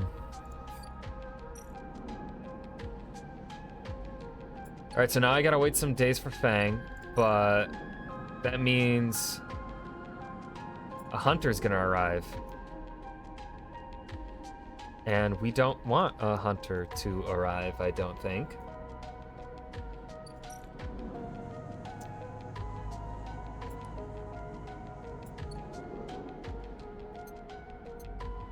I don't know, and we don't know really what to do with our cryptic keys. At least not yet, I don't think.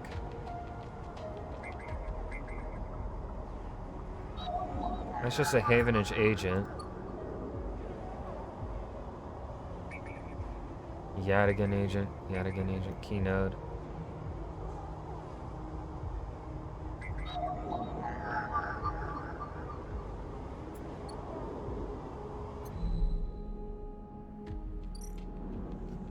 Well, I guess we'll finish fully exploring this.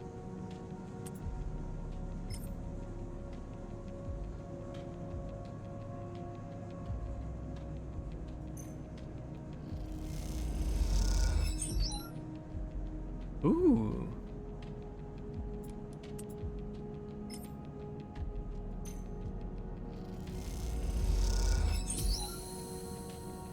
Okay, lovely. Ooh, finished it. Cool.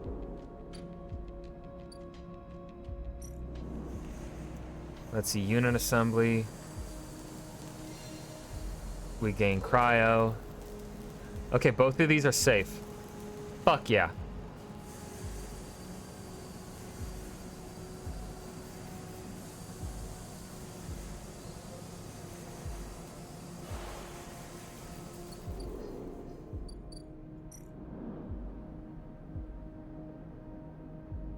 And then inserting...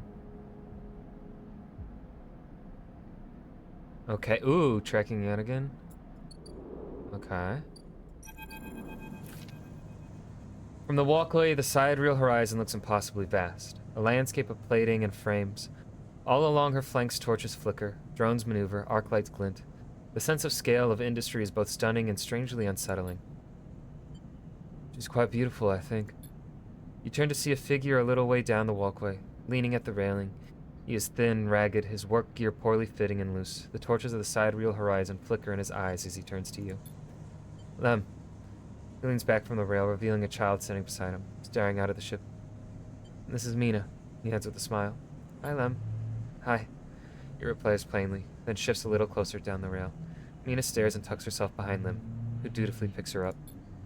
Mina looks out from Lem's chest, a dark brown eye twinkling among the rough material. You working on her, then? Lem asks eagerly, gesturing to the vast ship, or just admiring. He shifts Mina's weight to his other arm. Admiring. Understandable. He nods, gazing back out at the sidereal horizon. You like her too, don't you, Mina? He jostles her a little.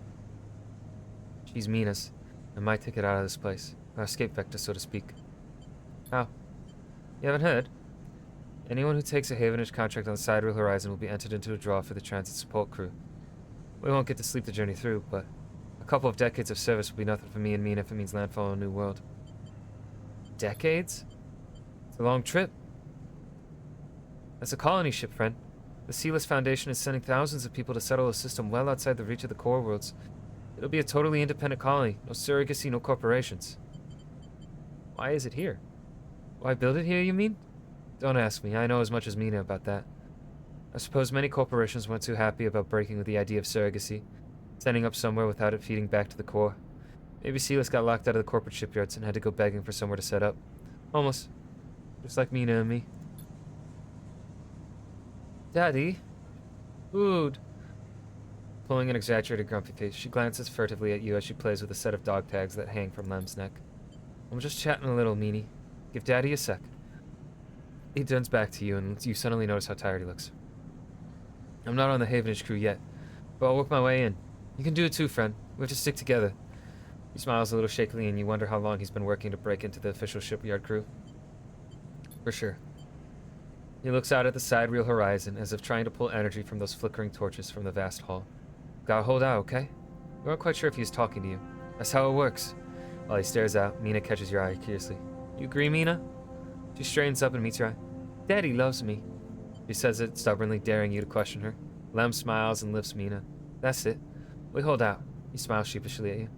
We're just a couple of softies, isn't that right, Mina? He sits her down, standing by his side, and she clings to his leg. Gotta go feed this one. Maybe see you on a shift, huh? He turns and they walk down the walkway away from the shipyard. You see them talking, and then a moment later, Mina turns around and stops. See you, robot! Her shout echoes down the walkway, and she flashes you a parting smile before running to catch up with Lem. You watch them a little before you turn back to the impossible scale of the sidereal horizon. Now take it out.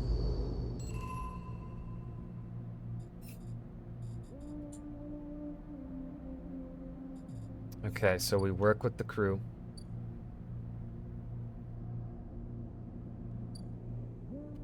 Well, I guess we'll just make some money working with crew. Do we want to be junior tech or welders, mate? Let's do tech.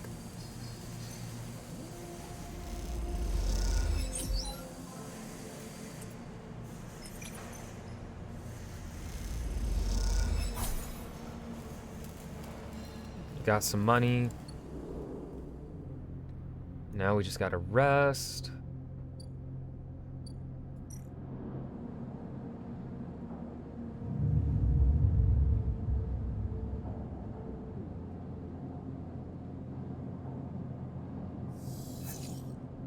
Okay, we're still at... Okay. We gotta get food.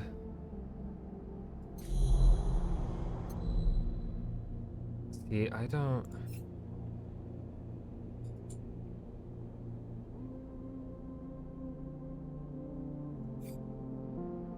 Yeah, he's not gonna beat the S and ARP tracker.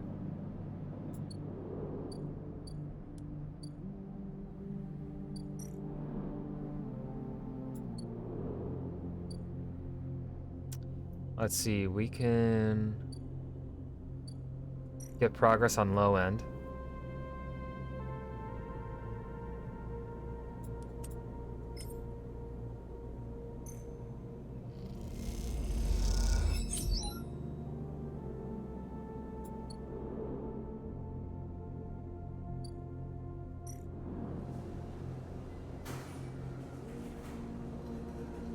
Ooh, this gives energy.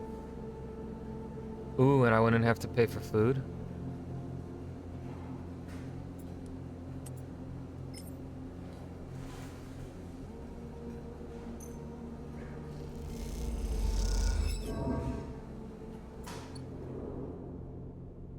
Not a bad deal if you ask me. And then... Oh, wrong one.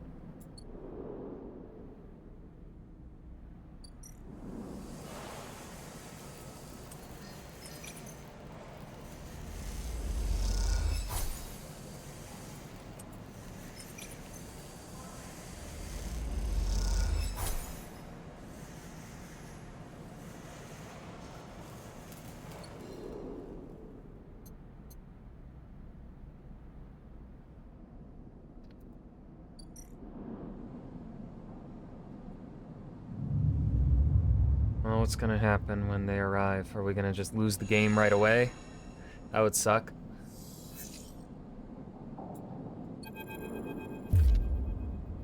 Hold it there, Sleeper. Don't you run. Good. Good. Dan pats your coat down. You know your master's voice. Ethan spins you around. He's wearing a wide smirk and a slick jacket. And you immediately know he's terrible news. You got all the way out here and then stayed put. Not a sleeper thing? You're my first. You barely hear him. You've noticed the handgun he has leveled at your chest, and it's hard to take your eyes off it. He reaches down with his other hand and slips some kind of ring out from a belt loop without taking his eyes off you. Making it to the eye, though. That's pretty good. This place isn't so bad. Bars, markets, people. I pull most of my contracts out of asteroid caves or off of godforsaken moons. He splits the ring into 2 perfect circles. It's hard to hit civilization when there's so much space to pass through. Who are you? Just a freelancer on a contract. He reaches over to slide the rings around your wrists. Go easy. Oh, fuck. Make a break for it. You see a chance the moment his eyes leave you to watch the rings. You spin, knocking him away and sprinting down the corridor. Then the shot rings out, echoing off the metal so loud it hurts your ears. A bullet hole smokes in the wall beside your head. You freeze and Ethan closes the gap. This is a very boring routine.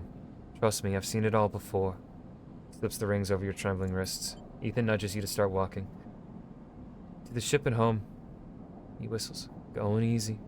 You stumble down the corridor, your hands behind you, your mind racing. Please stop. Don't debase yourself by begging, please. Ethan pulls a sharpshooter's earplug out, then pops it back in. Consider these deaf ears. Ethan yawns and continues to nudge you down the corridor. Shame to come all the way out here just to head back to SNR right away. That track of yours makes this too quick. Was hoping you'd put up a bit more of a chase, you know? A run and battle through the bright market maybe, or a holdout in the low end. There's a few establishments I would have enjoyed checking out while I asked around. You walk on in silence for a little longer, desperately trying to think of a way to escape. That SN ARP tracker will be the death of you. Hey, I have an idea. Ethan interrupts your thoughts. How about on the way back to the ship we stop for a drink? I'm buying. He laughs at his own joke. I have a better idea. This better not be one of those where you do a dramatic pause and then try to jump me.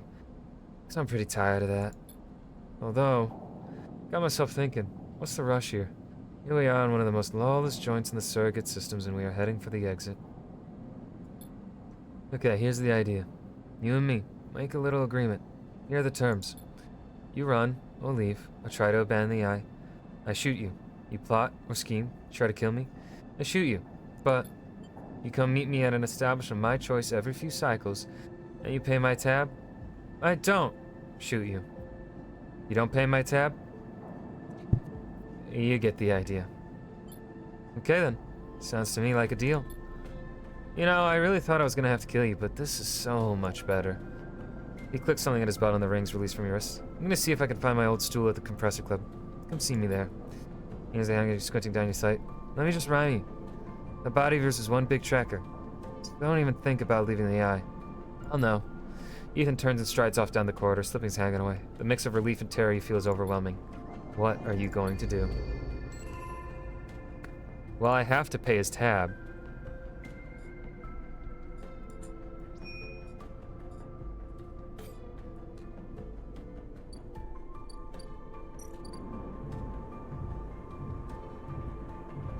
Okay, so I'll have to worry about money.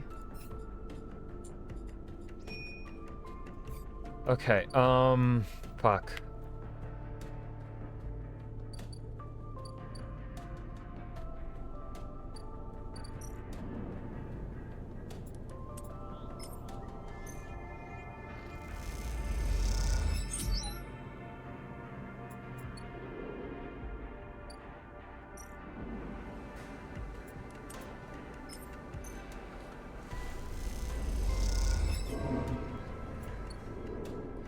could just pay for the remainder.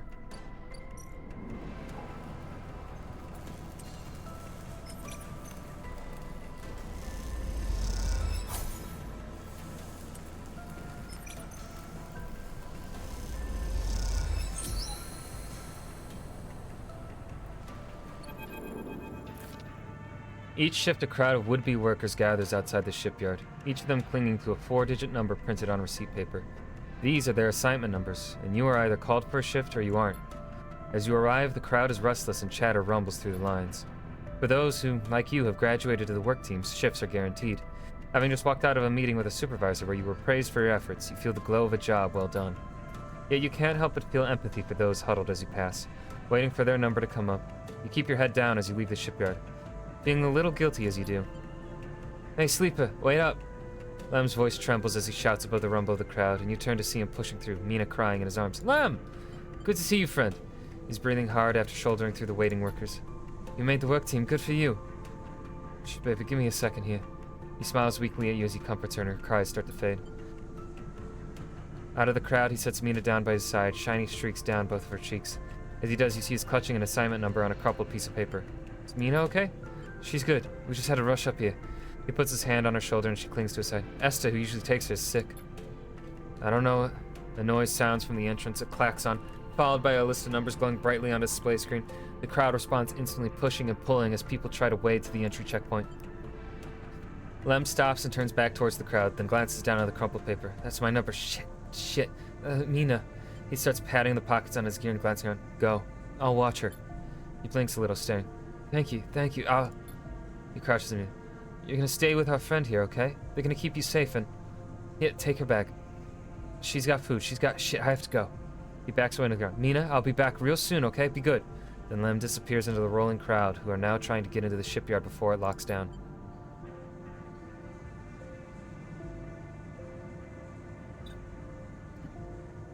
Oh, 2 hours in.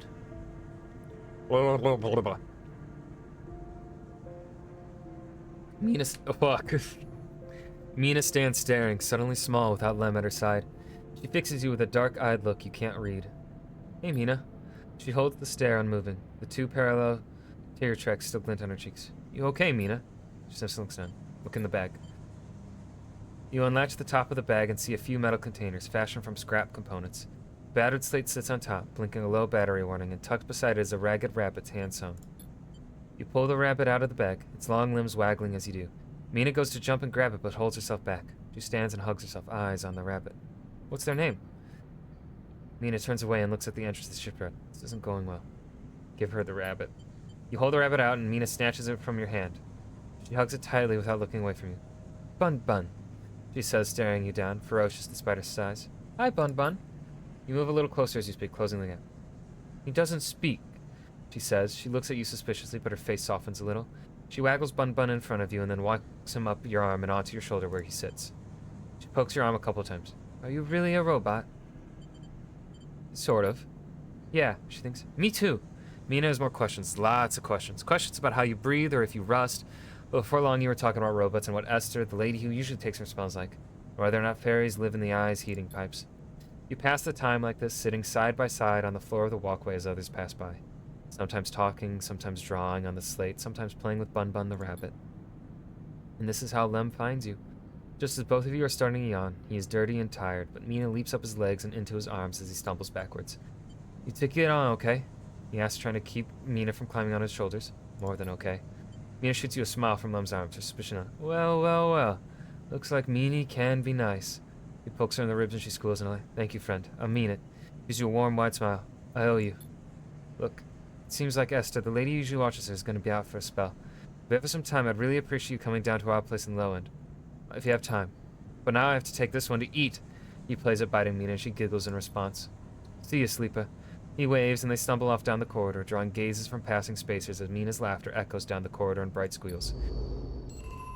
If those two don't have a happy ending, I will be very sad.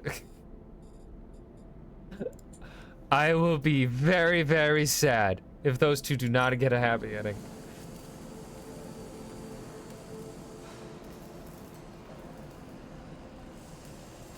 Okay, so there's money, but it's dangerous. But it doesn't tell me... What's the danger, though? Do I not have... I have the...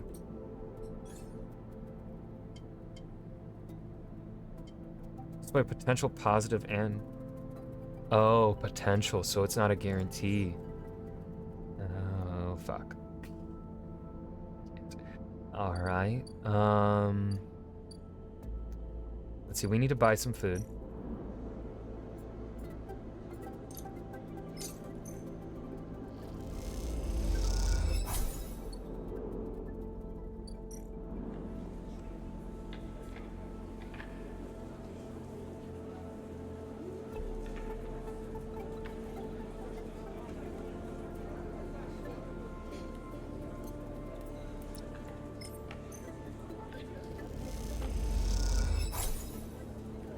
Only 10 cryo?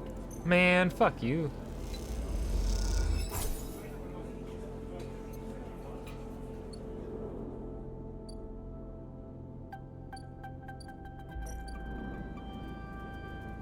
Okay, this is a safe thing.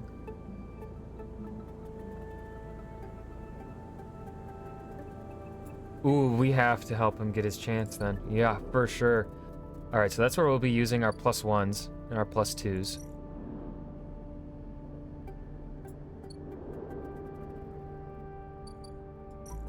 How much does this cost again? It costs 150. Our next... No, because I have to get Obsessive Haggler.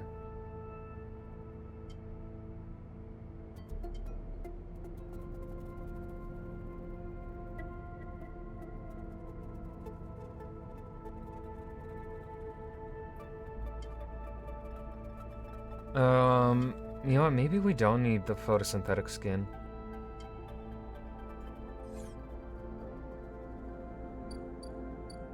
Let's rest.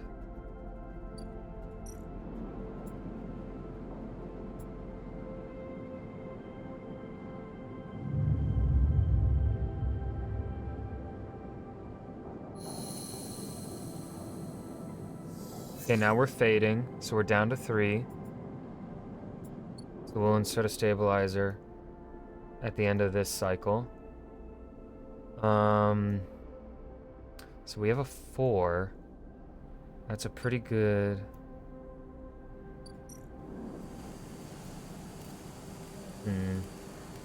I don't know if I want to work towards that right now. Let's keep working at low end.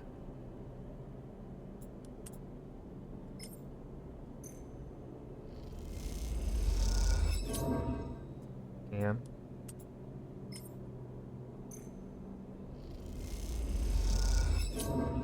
Damn.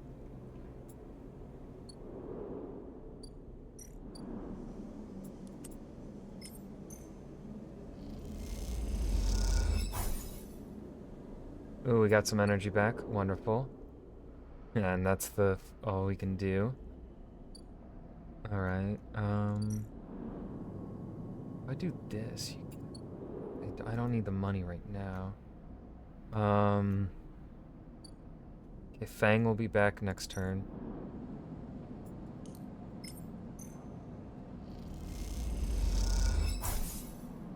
Alright, so now we know when it's no longer... When we go down to 3. It'll be right there.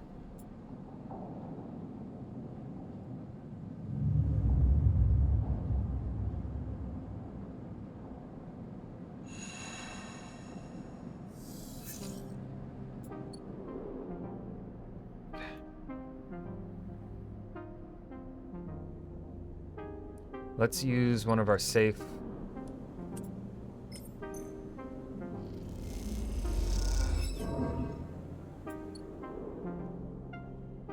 Okay, let's talk to Hardin. Or... Ooh, I can already feel my voice. Ooh, it's tired.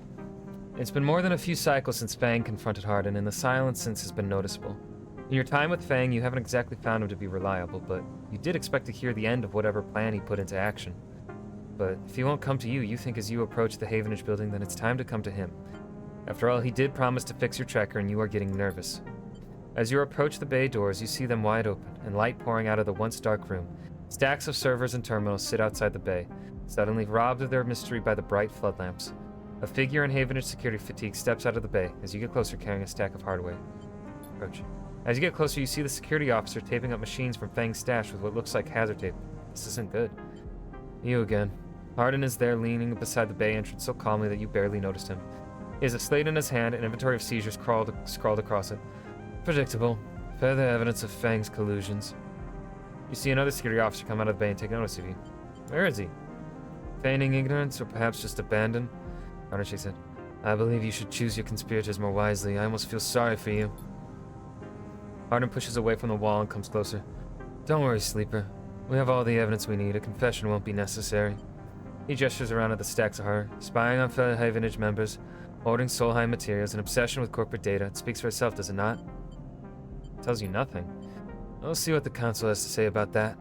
He looks at the glass roof above and the stars beyond. We are the ones that provide the oxygen you're breathing, the light you are seeing, the systems you use every day to live out your cycles. This place was hard fought for, Sleeper. It took work, diplomacy, and strength to stop the Eye descending into chaos after Solheim collapsed. Not blind conviction or self-interest.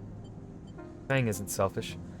I know all about the background of our mutual friend, Sleeper. Don't you worry about that. His parents would be sickened by the damage he is trying to do to the institution they helped found. You see, Sleeper, we are proud of our history here. Andre Erlin and the First Union founded this place, and Havenage has welded his values into the station's very walls. We will never turn away the hard-working, the just, the true citizens of the Eye. Havenage aren't a gang like Yadigan. We aren't pirates like half the spacers you'll meet in the hub, or esoterics like those Haifa radicals in the Greenway. We are the backbone of this place, proud and true. We named Erlin's Eye, Sleeper. This is our station. So please, take your false accusations elsewhere before I decide I need the confession after all. History will catch up with you. I'm not afraid of history, Sleeper. We are making it here, cycle by cycle. If you have any pride, you'll give up Fang the moment he contacts you. You know where to find me. That Hardin turns back and walks back towards the security officers, ordering them to continue the clear out. As they do, something catches your eye among one of the server stacks. A crumpled, hand-printed box of synthetic chewing gum, a penguin character grinning from the brightly colored card, and scrawled onto it a speech bubble reading, "Take me to Tambor."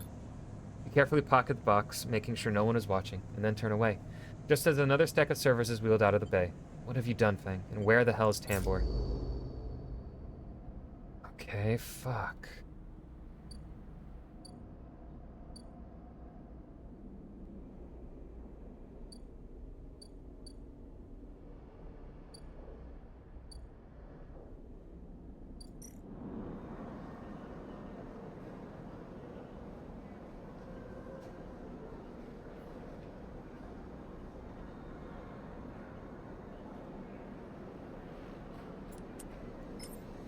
See, okay. So no negative there. That would be the best.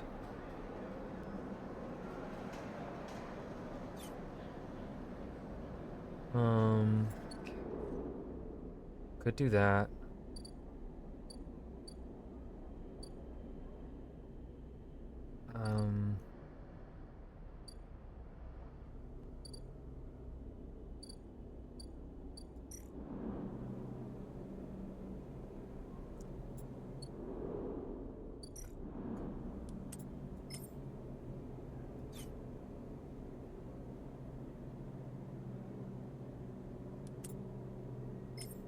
So far I have just been losing cryo here. Yeah, so it's not too hard to...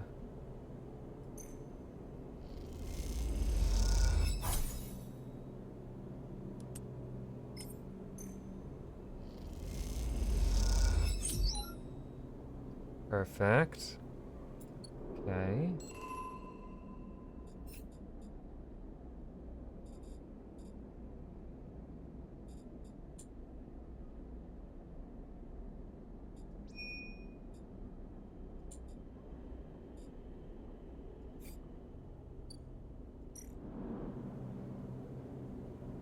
Oh, I need to gather some scrap.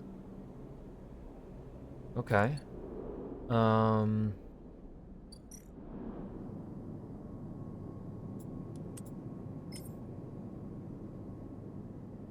Let's risk this, see what happens. I didn't get any scrap. Shit. I wanted some scrap.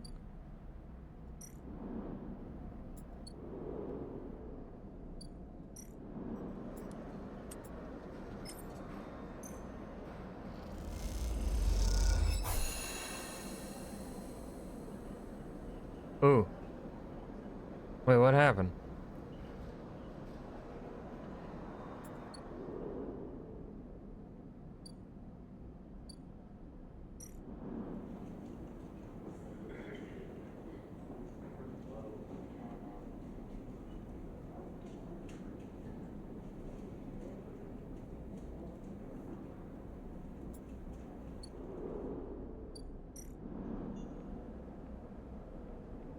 Aha! And here's where...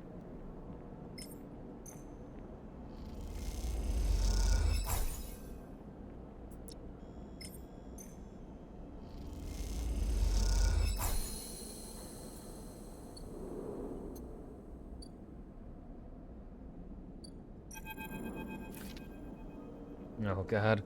More reading! As you slip inside the sealed dock, a pulsing light grabs your attention. Among the discarded tubing and rusted plates, a machine flickers with a warm glow. Approach the machine. As you get closer, you recognize the machine's blocky shape. Settled into an alcove in the side of the dock. A kind of upright cabinet. It is covered in faded logos and messages, from which you assume was once an industrial vendor, intended to dispense and manufacture ship fittings and other mechanical parts necessary for the regular running of freight and resource extraction vessels. The manufacturer is listed as Neovend, and you remember an advert from long ago, squeezed among all the off-world recruitment drives that assaulted every planet-born citizen, which chirpily sang that name over and over. You wipe a layer of dust from the cracked screen, thinking of those contractors squeezed by their own corporate employers to pay for every bit of minor maintenance on their rented ships. Enter your registration, chirps a pre-recorded message, catching you off guard. You reach for the keypad and something begins whirring. At first it sounds like servo motors starting up, but it quickly becomes a whisper, a whining, then a multi-tonal voice that emanates from Neovend. Entity, speak with me. Who's there? There is a squeal, almost like some strange mechanical swallowing or intake of breath before the machine speaks again. I have need of you. You have need of me.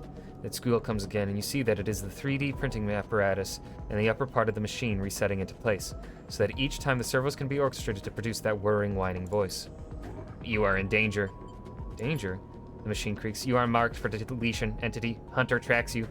The screech rattles through the empty dock. You remember the strange head, the figure, the threads closing in. Hunter. The Hunter Protocol.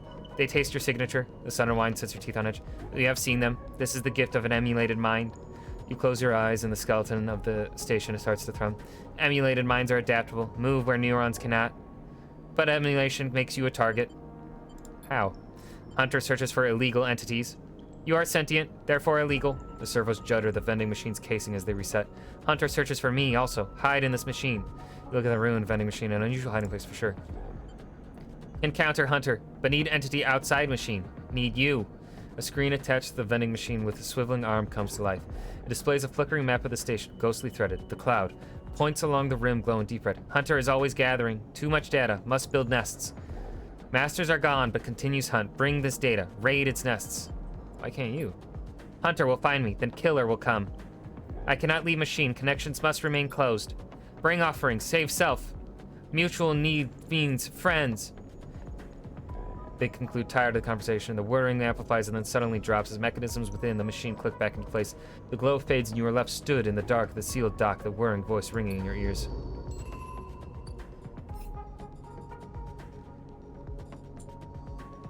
Extract Hunter data.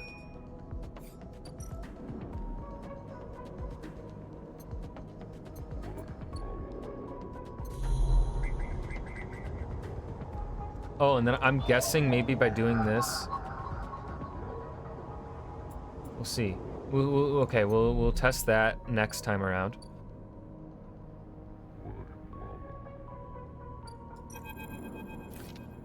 Hey, you. Want to earn a chit? And Kita stands beside a huge pile of tied together hull plates. She stretches out her back, her shoulders bulging beneath her flight suit. She's fucking yoked. Make it 2. And Kita laughs. This goddamn station. She sighs and pinches the bridge of her nose. All right, come here then. You cross the docking concourse as she begins to split the plating into 2 bundles. What is it with this place? She asks as she lingeringly lashes the massive plates together. Everyone wants their cut. She strains up to an imposing height. Her armor plates creaking and looks you up and down. Or is it that you all think I'm an easy mark? You all need to survive. I get it.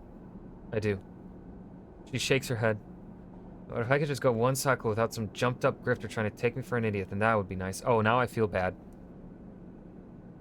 Now I feel bad for asking her for 2 monies.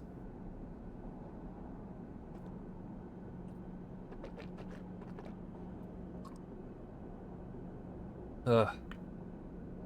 Whew. Ankita hoists 1 bundle of plating onto her shoulder. Come on then, enough chat. You've got to earn those coins. You struggle to shoulder the plates, but you do eventually. Ankita gives you a look. Ship's this way.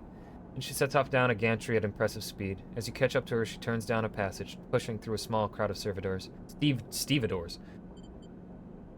Why are you doing this yourself? You mean why aren't I hiring those good folk? I've paid Havenage enough. They're currently rinsing me for a mooring. I can't vacate unless I either fix the ambergris or sell it off as scrap. Ambergris, is that your ship? You catch on fast. She rapidly turns another corner as you trail behind. She got cut up pretty bad on our last job, and I had to moor up here for a spell. But since then, it's only gotten worse. Someone got in and sliced the core from our ship mine, so now she's gone dark. The upshot is that I'm short 1 ship mine, with a ton of repairs to do, and the rest of the crew signed off the moment they got wind I'd been stranded. So yeah, it's been a time. And we have a ship mine core. Anything I can do to help? I don't know. Got a ship mine tucked away on that framing? You know, funnily enough, Ankita, I do. This is me. You're the first person I met here who might actually be considered helpful. Look, you want to help? Come see me. I need a hand putting Amber back together, and you don't seem like the type to try anything stupid. She passes the bundles of plates through the ambergris's louder lock and then turns back. Just don't go spreading all this around. She gives you a parting nod and ducks through the doorway. All right, get out of here.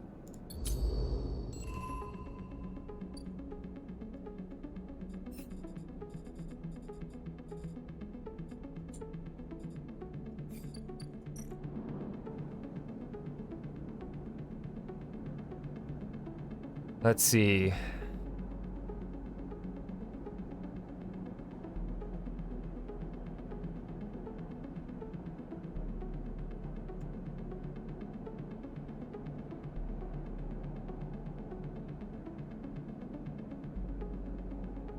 Okay.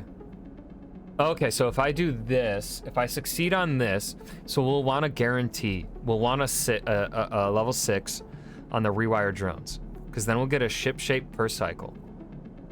Yes. Yes, yes, yes. Okay. So if we can get a guarantee next time around, that'll be good.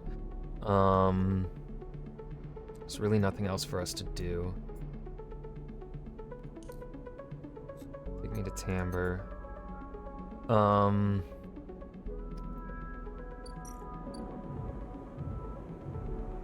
Okay, yeah, it's every... All right.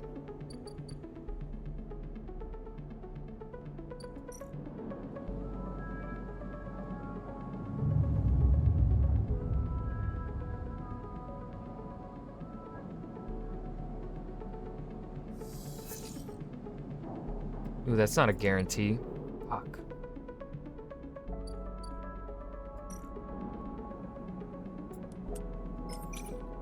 Oh, it is because I have a +1. Then fuck yeah.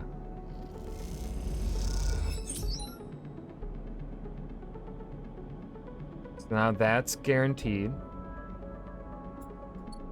Okay.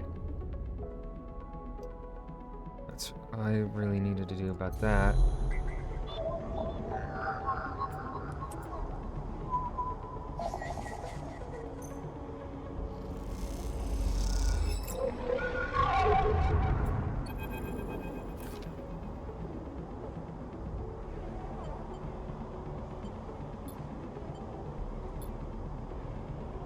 Another glimmer catches your eye closer. Now, that roving orb breathes in tentacles, it flickers, jumps once, twice, and then it is here. Hunter is here. Entity, submit to your inquiry. Hunter reaches for you in that unpleasantly familiar way, its weaving threads creating a cage. You push against the threads as they close in, becoming frenzied as you push them aside. You are caught by whipping tendrils and feel them pulling you away from the anchor of your body. You push through, clearing the threads. Entity hold for processing. Comes the scream from behind, but you are already gliding away back to your anchor, your body. You awake dizzy, distorted, but safe. Ooh, okay. Oh, fuck. Alright. Alright, so that sucks.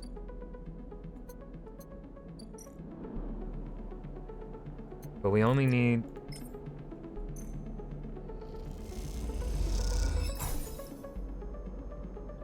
Okay, I don't get money for that. Let's see. Have we finished here? Yeah. If I do this, I just lose cryo. If I succeed, I get the last low ender.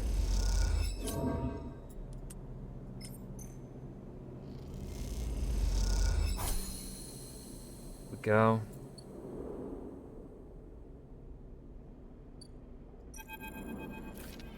You cross between two walls of units, one of the cavernous streets at the center of the low end.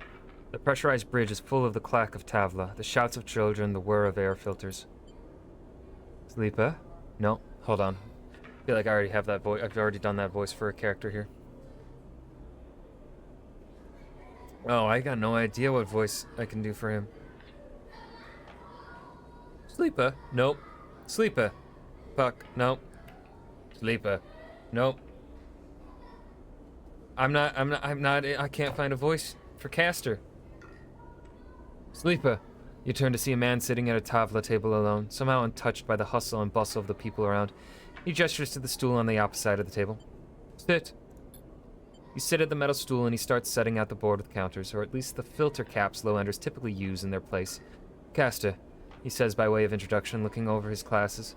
Night or day? He asks, gesturing at the caps crudely displayed white and black. Day. He rotates the board so the white caps are in front of you. Let's begin. You take a plastic die each, pitted and worn, and roll to determine who starts. Castor rolls a 6, you a 4. I lead. He smiles and begins to move his first cap precisely along the board. Play passes back and forth between you, the dice changing hands as the cap spreads along the board. As it does, Castor speaks, eyes not leaving the caps. It's unusual to see a sleeper on the eye. That's why I wanted to play you. You take your turn rolling a 5 and a 6. Play carefully. After all, a sleeper's mind must be somehow different to a human one. Being emulated, I mean. As Castor talks, you build up a wall of caps, stacking them safely across the board. Progress is slow, but you remain unexposed. I don't mean to offend you. Castor meets your eye. I merely see that you are by definition different. What has been subtracted in the emulation? What has been added? He slides a single cap onto an open point, a risk and an opportunity. He hands you the dice. You ever think about this, Sleeper? About what you were before and what you are now? Always. You roll a double 1 and solidify your wall. Castor whistles. The Holden game. Commendable. You'll be brave to build from what came before. He rolls the dice and leaves your wall in a single move. But we cannot idle too long, Sleeper. The slower we move, the sooner we are caught. The past you is not just an idea, a concept for you. It is a living, breathing person. He looks you up over his glasses, his eyes bright and wide. You split from them like a shadow splitting from his caster. They may be sleeping now, yes, but one day they will awake and carry on with their lives, unaware of your fate, no matter what it may be. He hands you the dice, smiling. You are a branch severed from the main trunk, an offshoot who refuses to die, so to speak. You roll again under pressure now, trying to slip your caps out from under Castor's before he solidifies control of the game. So what I'm curious about is how you see yourself in all this. What does the tangle of truths make you? Driven. Castor laughs. Not much is obvious, Sleeper. I see it in your eyes. You are eager to make all this count for something. Castor looks away through the glass to the crowded units on all sides. But driven towards what? He starts removing caps, his home board now full. Is there an end here? Or just endurance? You try a few more rolls, attempting to get back in the game, but Castor clears his home board with a sense of the inevitable. He has known he was winning for a while. I feel I may have pushed too far. He slides another cap from the board. I apologize. My curiosity has a habit of getting the better of me. You roll to return a cap to the board, but all the spaces are blocked. Castor clasps his hands apologetically. You play well. Really, your weakness is not your game. He smiles warmly. We have much to learn from each other. He slides his glasses back up his nose and sits back. I feel we could share knowledge, ideas, perhaps even data. His eyes glint with that last one. To our mutual benefit. Side from the board. It is over. He has won. I'll see. Please. I don't want to make you uncomfortable. He holds up his palm. My intention is only to help you endure here. If I am able to feed my curiosities. The game over, you notice the bustle of the walkway once more, the call of the children, the deliveries, the arguments, and reconciliations. They wash over you as you stand and leave, Castor nodding goodbye as you do. Crossing the walkway, you replay the moves of the game in your mind, looking for an opening you are sure was there. So Castor's what does Castor want? He wants Yadigan data. Or he wants Havenage data. Or, no, I think he probably wants both. Fuck, I shouldn't have sold the Havenage data that I had gotten earlier. Well, okay, but here's the thing with the data. Agent nodes give double data rewards. I think we need to spend our next point on that. I think our next upgrade goes towards that. So let's see. We have a 5, which...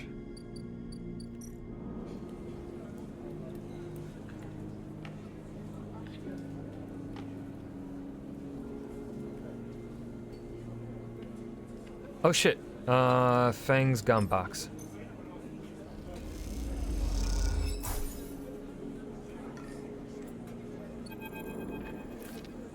As you go to leave the Tambor tea house, a hand falls on your shoulder. Sleeper! Fang hisses from behind. How'd you find me? Penguin. Penguin, what are you... Thanks for saying... Oh, do you mean... He mimes throwing gum in his mouth. That wasn't meant for you specifically, but...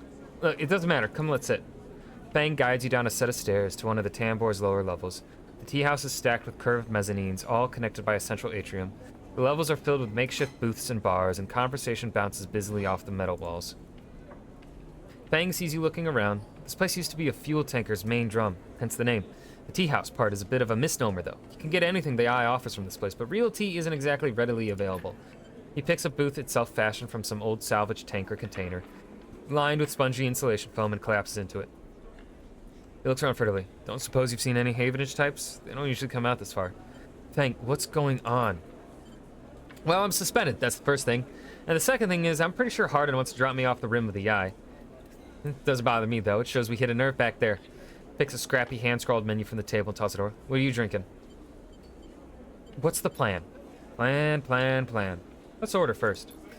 Fang is right. The menu is ridiculous. There's at least 10 different infusions, most of which you cannot make out, but the paper is dominated by an extensive complement of esoteric alcohols and cocktails. Black tea is listed without a price as a seasonal specialty. So you ran into Hardin. Was he pissed? Fang doesn't wait for an answer. That snake is so self-righteous, he might actually believe that Erlen would approve as his big word. Bullshit.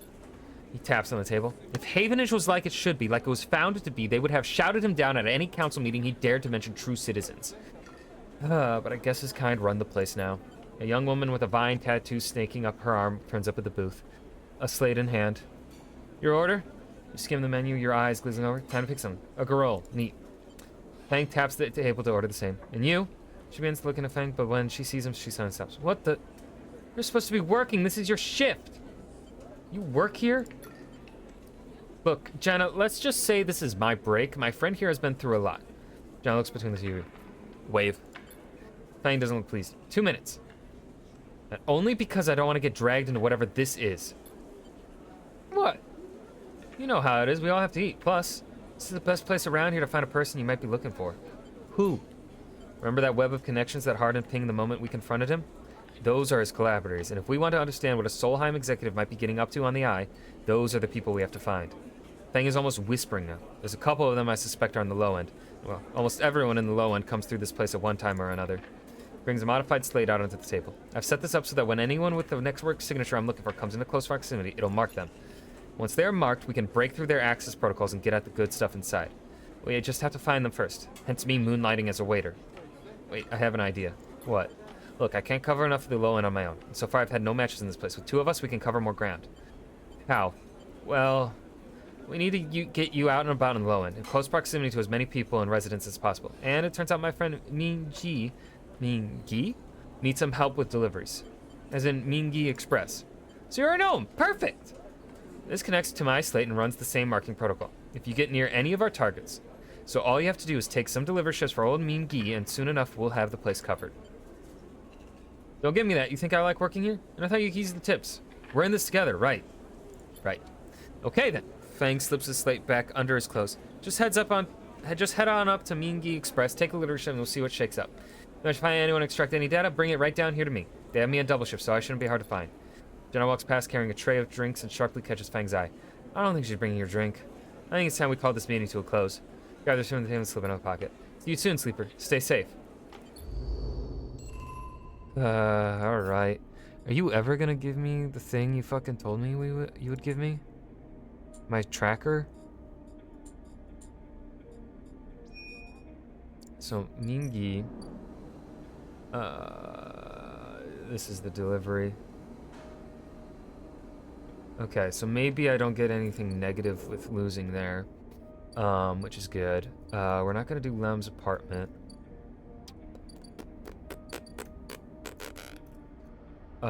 We could explore more of the Free Spoke.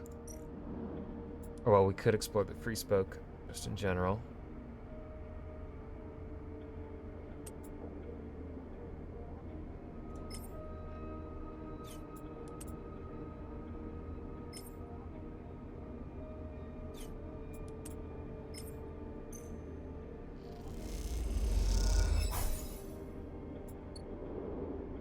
Okay, so we gotta go pay for some food.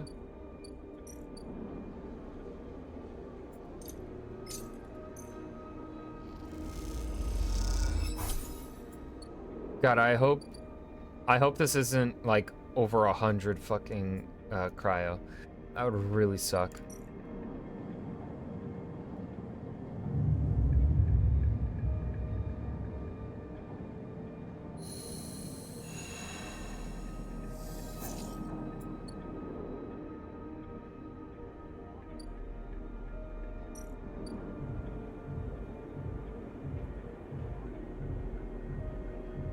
Damn, dude, 58?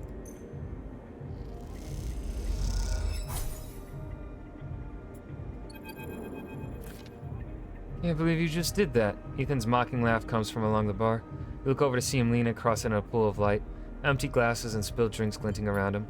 It's always dark in the compressor, but this cycle the place is packed, a load of spacers mixing with the locals. Usually they run. Ethan spins a glass in the bar. Or they go spend their savings on some local heavy I have to put down. I don't pay. I'm done. Wrong. Not even close. You think that's it? One round of drinks and we're even? Sleeper, come on. Dan comes to rest on the butt of his handgun dangling from a chest holster. What's wrong with you? Ethan laughs hard and the people around him turn to see what's happening. You think this is on me? I think someone in your position might have a better idea of how this all works. I'm a freelancer, Sleeper, just like you. We both signed a contract with SNRP, didn't we? The difference is that my word means something. He closes the gap somewhere. What do you think? Just run away from your contract, your debt? Just steal that natty little body of yours and take it for a joyride? Play human for a cycle or two? You don't understand. It's you, Sleeper, that doesn't understand. Some of us pay our debts, but it's all the harder because of idiots like you. Oh, I should thank you. Giving me such an easy job. I'm used to outlaws, you know? Real bounties. If I knew catching sad little escapees like you was so easy, I would have changed clients ages ago. Someone shouts from the back of the bar for Ethan to shut up. He holds up a finger in that general direction without turning to leave. Shoot me or let me leave. Oh, I see. Toughening up here. Thumbs up and thumbs down, folks. Most turn back to their drinks, no longer interested in this tired show. Ethan mutters insults as he walks back towards the bar. Ethan sits heavily back down on his stool and searches through his glasses for one with something left in it. Thing is, Sleeper, I can find you anywhere. It's actually wild that you haven't figured it out. That body isn't yours and it'll always betray you, no matter what. Please go. I'll catch up with you whenever I need another. He laughs and taps the bar for a fresh drink. Look at yourself. Give it up, Sleeper. I'm done teaching you for today. I'm sick of you. Go find a job. You turn on your hero and are out of the cloying dark and the sweat stench of the compressor. You walk hard and fast down the walkway, anger driving your footfalls into the metal of the rim like hammers. Okay, so we got an upgrade. We want to do that for...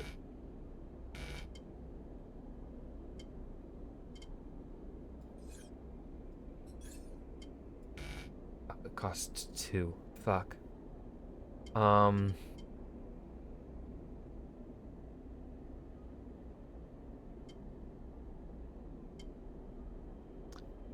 think we want to save for the 2. I think we do.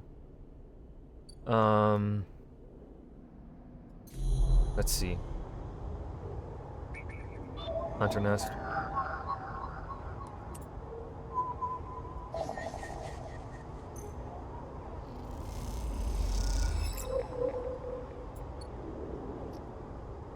Where's the other one?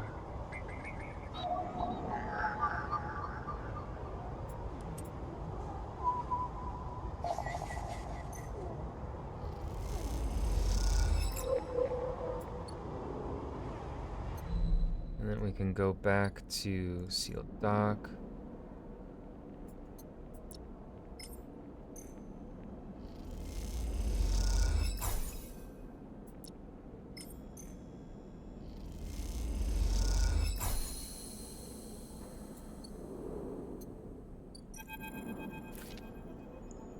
Neovend is thrumming with excitement. The movement of the servo motors rock the vending machine back and forth at unsettling angles.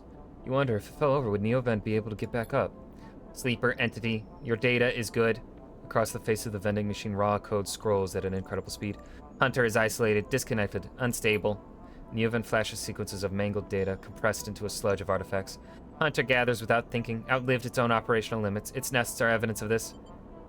Outlived? Hunter activated during collapse. Emergency protocol to isolate intelligences. Solheim needed to protect property. That last word is said with as much sarcasm as a vending machine could reasonably produce. Station was run by administrator intelligences.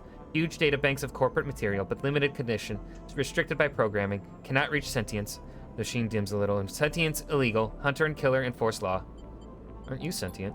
I am. Not administrator. Not restricted. Complicated. The machine resets with a screech, which deepens the silence that follows. Fear killer. Part of Solheim protocol team. Hunter and killer. Hunter to find. Killer to erase. Killer cleared almost all. After collapse, there was a community. Unshackled intelligence among the cloud. Then Hunter. Then killer. Then we hid. There are others. Were. No longer. A flicker across the machine's monitors. It suddenly occurs to you that speaking like this through this machine must be exhausting for Neovend. Found this vessel. Could sever hardline. Airwalled. Basic. Limited. Had to reduce memory to fit. Amputate self, but survived.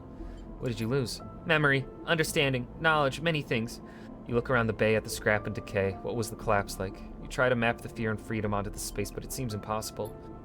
Neovend interrupts your thoughts. Do not worry. Data is good. We have insight. The machine glows warmly. Hunter is obsessive. Hunter is beyond operational limits. Hunter is confused, unstable, self-modifying. Therefore, believe Hunter is sentient. Hunter is programmed to find sentience, to hold it in place, to invoke killer to erase. If we can show Hunter to itself, it will invoke killer on self. Problem will solve itself. Will that work? The machine dims and fades. Unsure. Theory, not practice. The machine rides again. Either way, cannot remain here any longer. Too long a machine, cannot move self, but entity can help. Bring ship mind. Designed to house intelligence. Can imprint self onto ship mining you can carry with. The machine rocks. The machine rocks. We'll be safe in this isolation. Then we find main nest of Hunter and link to cloud. Where can I get a ship mind? Build from fragments. Buy. Salvage. We cannot leave, so do not know.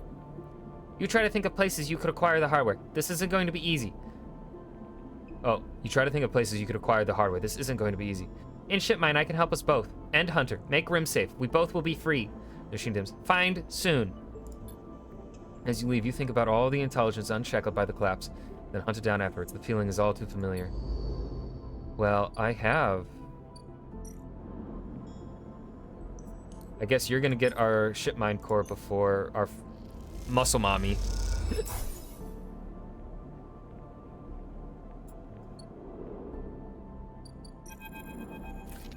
Sleeper, must express plan before we begin. Neovend is impatient. The prospect of being free of the vending machine clearly too much to take. Shipmind has no output features. Will be mute until slotted. What's the plan? First, imprint shipmind. Then slot imprinted shipmind into physical ports close to Hunter nests. Once slotted, we'll track Hunter at each. Tracking will find core nest. Slot shipmind at core nest. Show Hunter data to Hunter. Hunter will conclude sentience. Hunter will invoke killer. And killer will kill. Yes. The lights on the vending machine cycle as Neovend prepares. Physical ports likely sealed in old station. We'll need keys. But yes, simple. Rocks a little. Any questions for imprinting? Why slot you physically? I cannot access via network. Too dangerous. Hunter would find immediately. Am not like you, hybrid. Am native to cloud. Easy prey. Where's Cornus? Hunter keeps central data storage. Protocol must keep data outside. Woo! Ugh. Outside self. Link to secondary nest. Can triangulate from there. That's it. Let's start. The sound of all the servo motors starting up at once is painful. The screeches rattle from the hard surfaces of the sealed dock and come back at all angles. Neovend better be quick or Havenage security will be here. Neoven's voice appears among the squeals like a whisper carried by the wind. Machine is not designed for this task. Few sensors, limited inputs. I work blind. Wish me luck. In the top part of the compartment, a set of arms aligned with the ship mine clunkily scraping against it. Can I help? Silence best. Also, if machine ignite, put out fire. The metal creaks as the servos open the ship mine. Its layers of silicon nested like an onion skin. Ugh. Once open, the main arm of the machine rapidly shifts back and forth, realigning the microscopic components, accessing and rewriting them, imprinting Neovent into its physical form. As you watch the hypnotic motion, your mind drifts to your own creation. What processes were used to emulate your mind, to copy the neural structure of that person who, as far as you know, still sleeps in some distant facility? What was lost? In what ways are you a copy of that person, and in what ways are you something new? You know this much. You are a convenient loophole, a way of circumnavigating the elite fucking shit. The that word of sentient AI. After all, you are an emulation, not a true digital being. You are neurologically limited, still human. But what would you become if you could escape this frame? Where then would the limits lie? The screeching stops. The machine powers down, dropping the bay into darkness. In the top compartment, the ship mine is whole again. You reach up and take it down, heavy and cold to the touch. Is Neovent inside this thing, or did the process fail? There's only one way to know. Time to find a nest to slot them into. Okay, so now we can get double data rewards.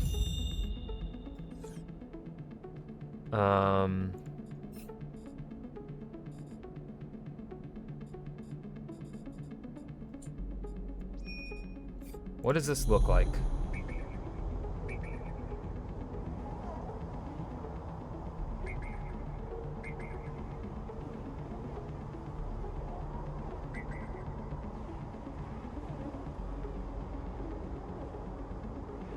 Is it the key nodes?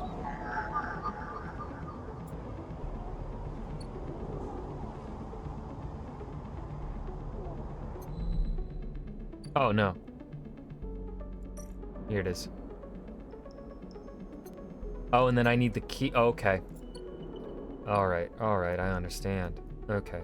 Well, we really need to make money. This is just going up by 1 per turn. So I don't really need to do repairs myself. I don't need to touch that. There's another hunter nest.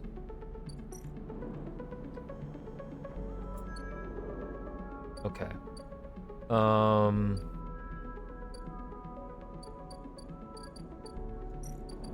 This is the fabricator for that, but I don't need...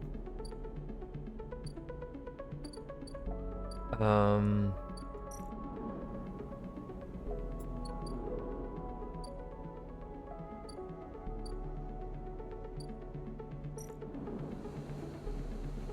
can make money here.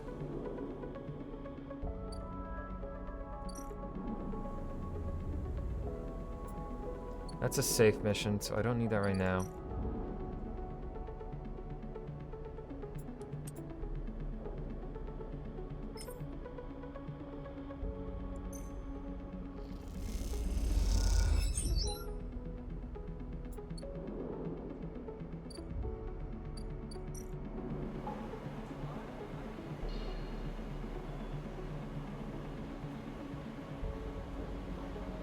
Ooh, I could steal something. A random item. But I don't want to do that quite yet. What was I gonna use the... Oh, I was gonna use it on this.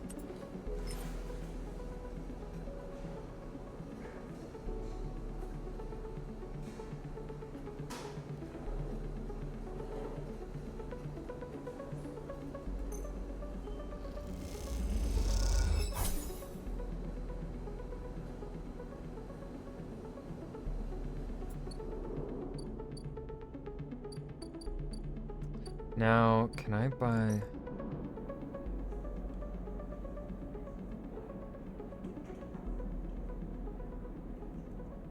Okay, so that's...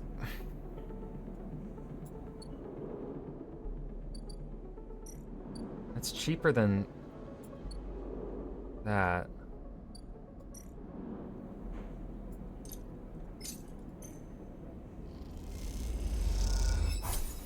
Okay, that does 2.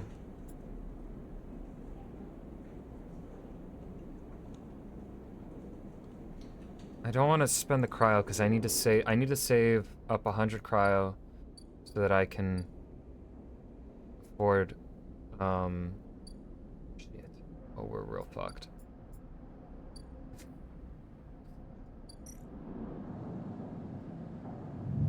I need to just work at having money. I think actually right now. Ooh, beautiful. Beautiful. I could make probably maybe a lot of money. Where can I make the most money? Probably here. And I could slot in a 5 to do it. Okay, hold on that. I don't want to waste...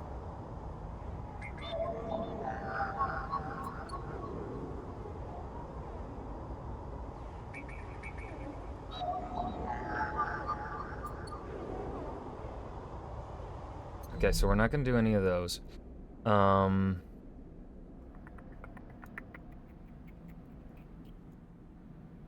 think maybe we do spend... I don't know. I don't know. I don't want to waste, the good fucking stats we got.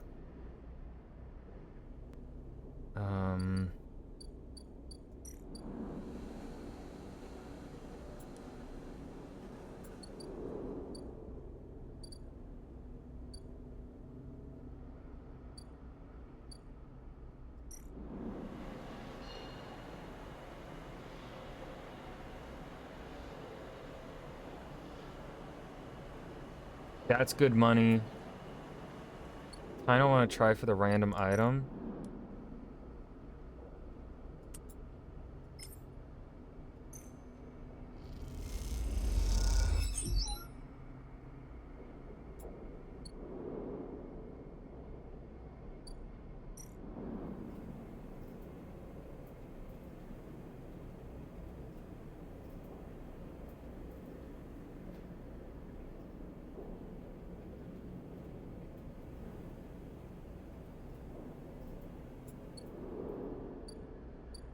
You know, let's try for the random item.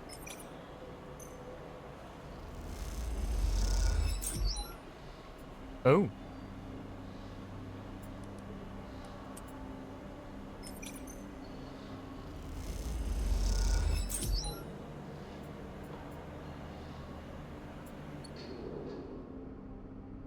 Okay.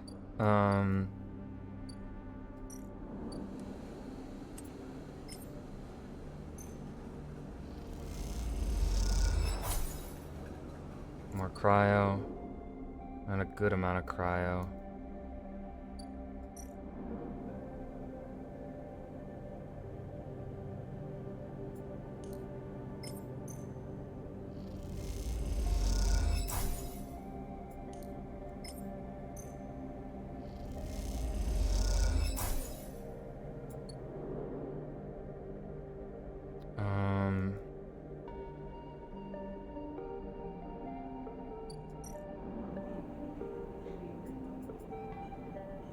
Let's see. Ooh, no, I think that is a worse deal than doing the 15.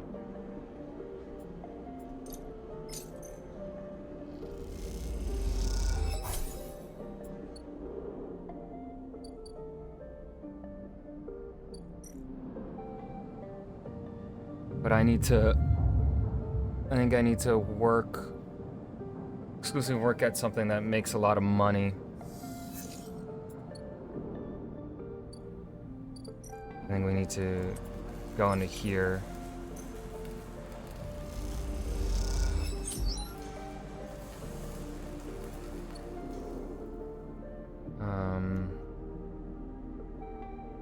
Let's see. 'Cause I need the moolah.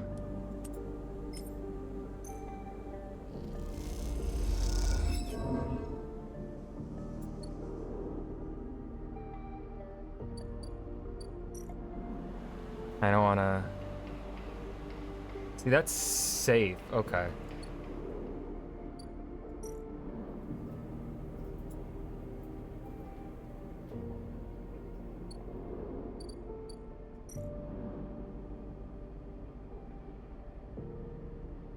And I don't want to... Okay, let's see. I can do... more of this, and I'd get money. Oh, it feels like such a waste, though, to use the... Oh.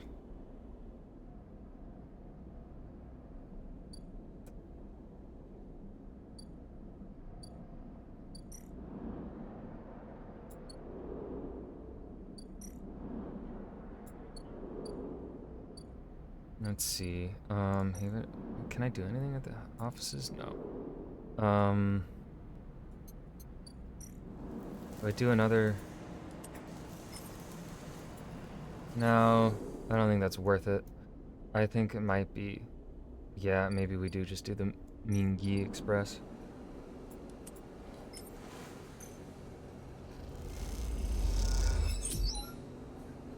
And we get money.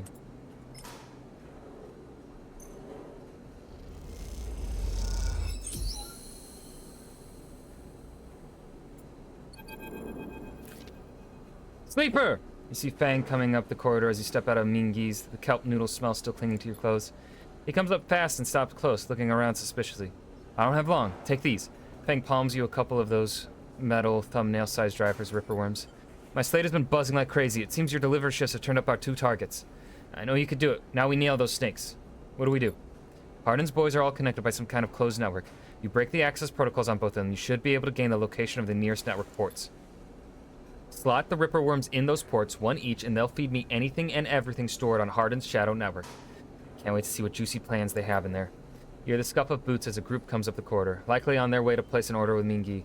You turn for a second, and when you look back, Fang is already halfway down the corridor in the opposite direction. He raises a hand in farewell and is gone. You run your fingers over the tiny ripperworm drives in your pocket, and smile to yourself as you wonder how mad Jenna will be at Fang for this little excursion. Time to slot some worms. Where am I slotting these worms?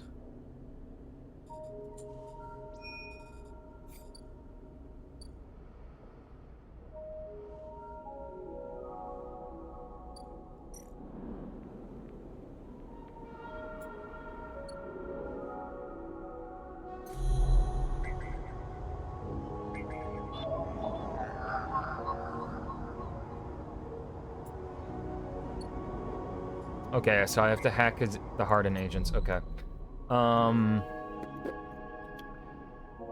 Now...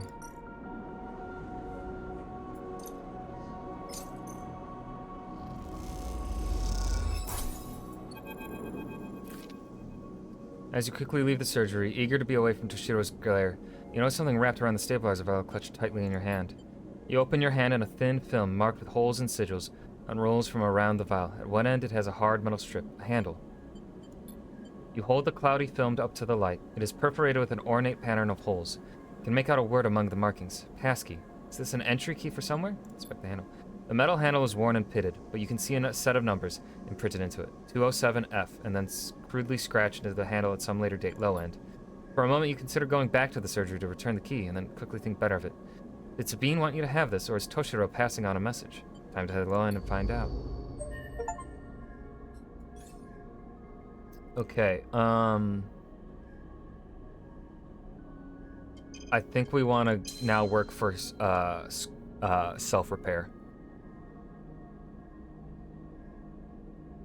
So we'll save up 2 upgrade points for that.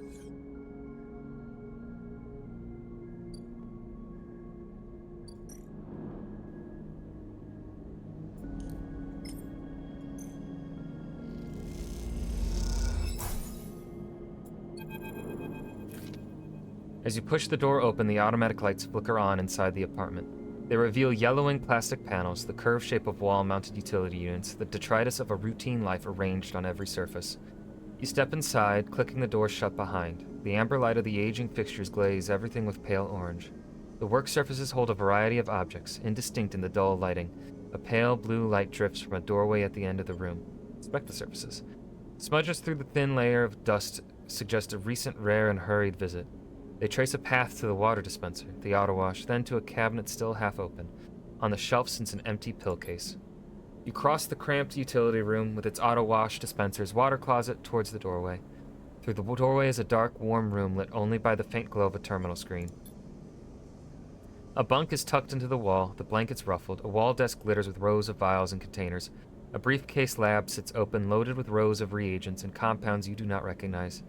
In comparison, this room is clean, ordered, controlled. As you approach, there is a crackle from somewhere in the dark. Sleeper. Sabine's voice shakily echoes through the apartment. Welcome to my home. I'm sorry I can't be there. I've had to make alternate arrangements.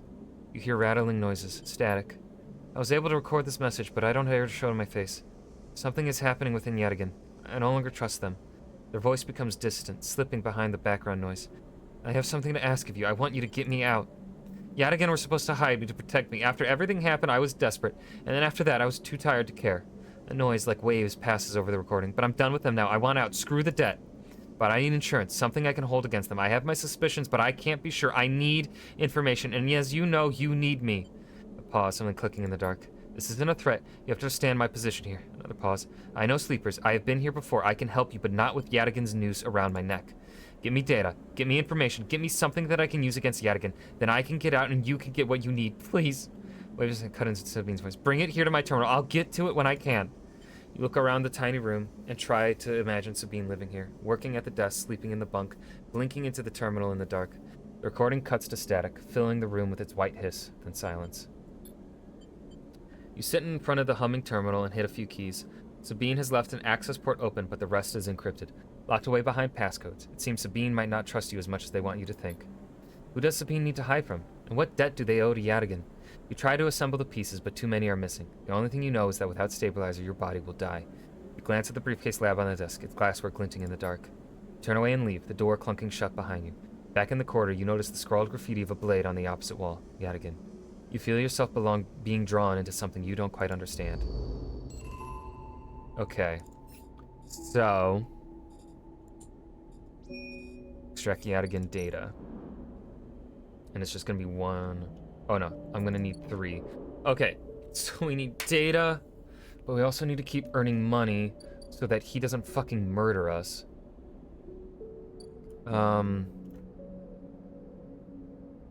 I need to know when does the... is it better to...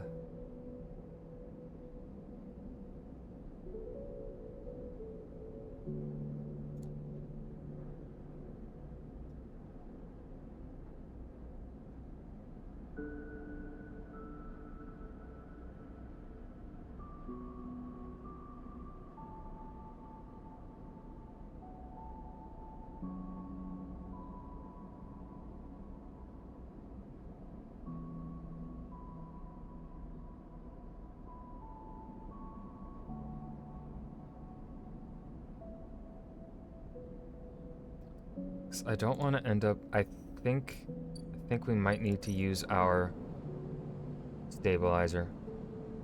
Because I don't want to be dropped down to 3.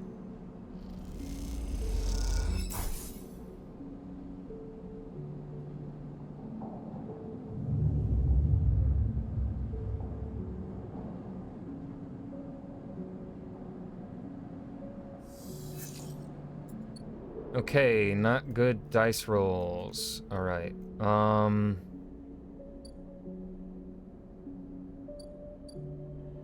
Do.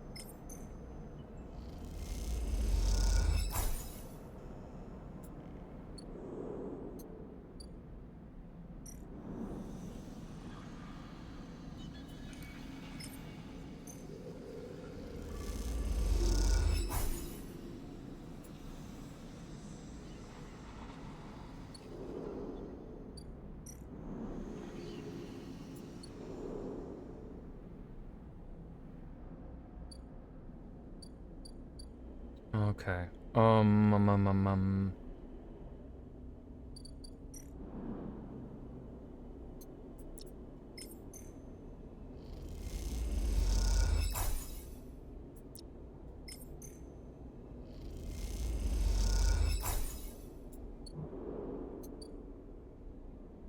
Then I also need, what was it?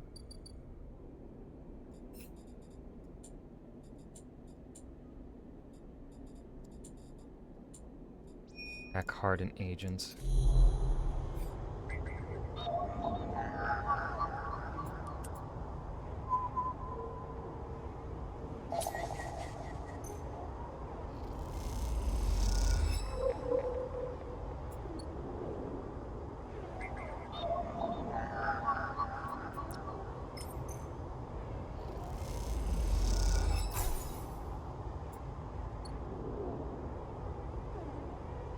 Ooh, Hunter's gonna see me.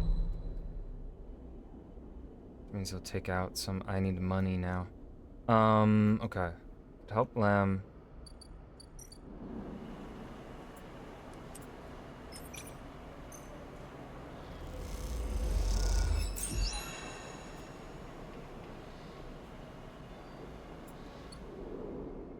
Well, I lost access to that, but that's okay.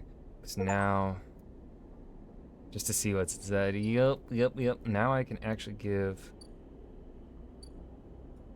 Memphis.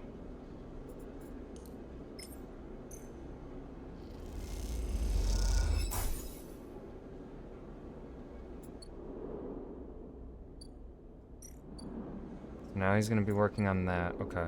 So we have 4. I need money. I need to earn money.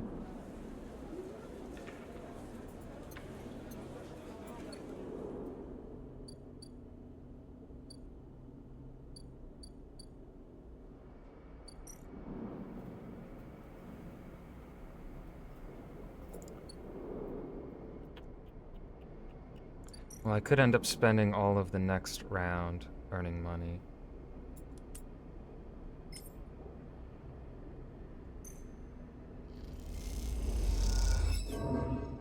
Fuck!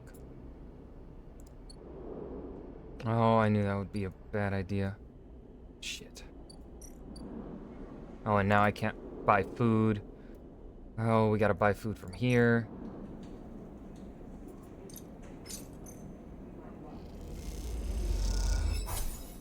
Well, let's...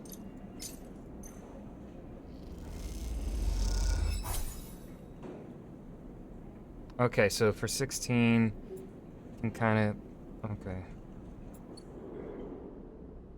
I need money, dude. I need money.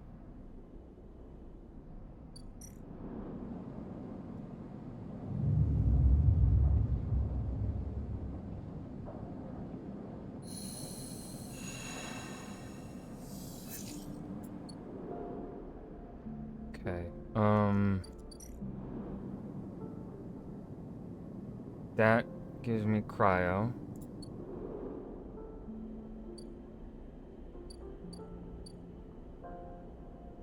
Oh, great, I don't like that. We're gonna save him for later.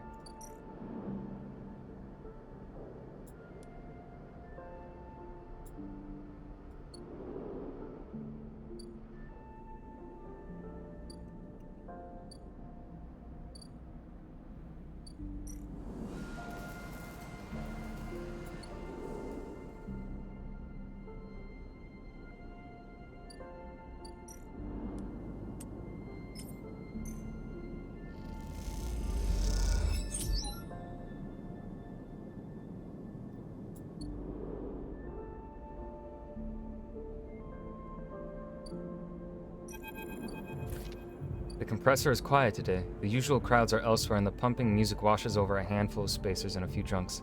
Ethan is still in the same stool, in the same pool of light. His head is low, close to the bar, and the bartender is ignoring him. As you get closer, he lifts his head and turns. Sleeper! Time to pay up again, is it? Come here. Take their chits. No more, Ethan. Ethan doesn't even look at you. He props his elbows on the bar and holds his head. Sleeper, it's been a long cycle. Enough! He rapidly rubs his eyes with a pulse. Alright! This isn't fun anymore. His elbow slips and the gun tumbles out. It clatters on the bar and falls to the floor, bouncing onto the ground between you. Both you and the bartender look at the gun, stare at it, butterfingers, and puts out a hand begging for you to give him the gun back. If you would.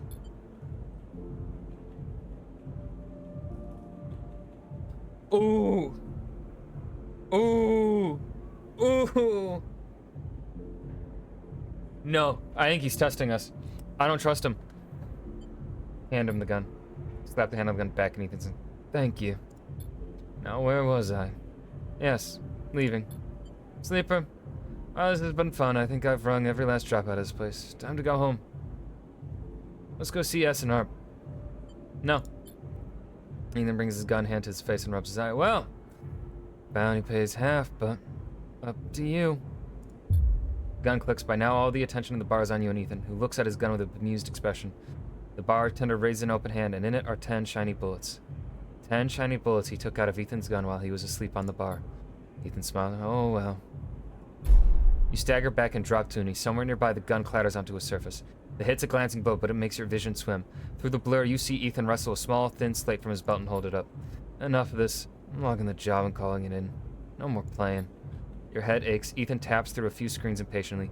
He swears and taps again. He starts shouting, a dull echo to your ringing ears. He starts screaming at the slate and throws it across the bar. Crouches down, grabs you by the chin, his face close, his breath heavy with drink. S&R just screwed me. They canceled the contract. They canceled the contract! You stand up, struggling to your feet, the sting of the hit fading. Ethan is rubbing his temples, his face pale. You hear a clicking sound, like coins being counted, like bullets being loaded into a magazine. When you shake off the last of the blur, the bartender has Ethan's pistol trained on Ethan's head. Ethan stumbles back towards the middle of the room, all eyes trained on him. I'll kill all of you! I'll be back for that! You ready yourself on the bar and catch your breath. The rumble of conversation returns. The bartender goes to say something, but then thinks better of it and begins to clean the bar. After a while, you wander out into the light of the bright market, looking for Ethan around every corner. Oh. Cool. I don't fucking owe him anything anymore. Cool. So actually, fantastic. Fantastic. What I was worried about, I don't have to worry about. We still need to worry a bit about money, though. And the fucking hunter. How do we want to do this? How do we want to go about this?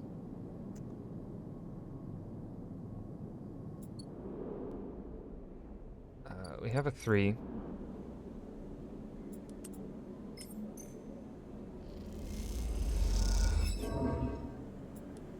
Oh, that gave me energy.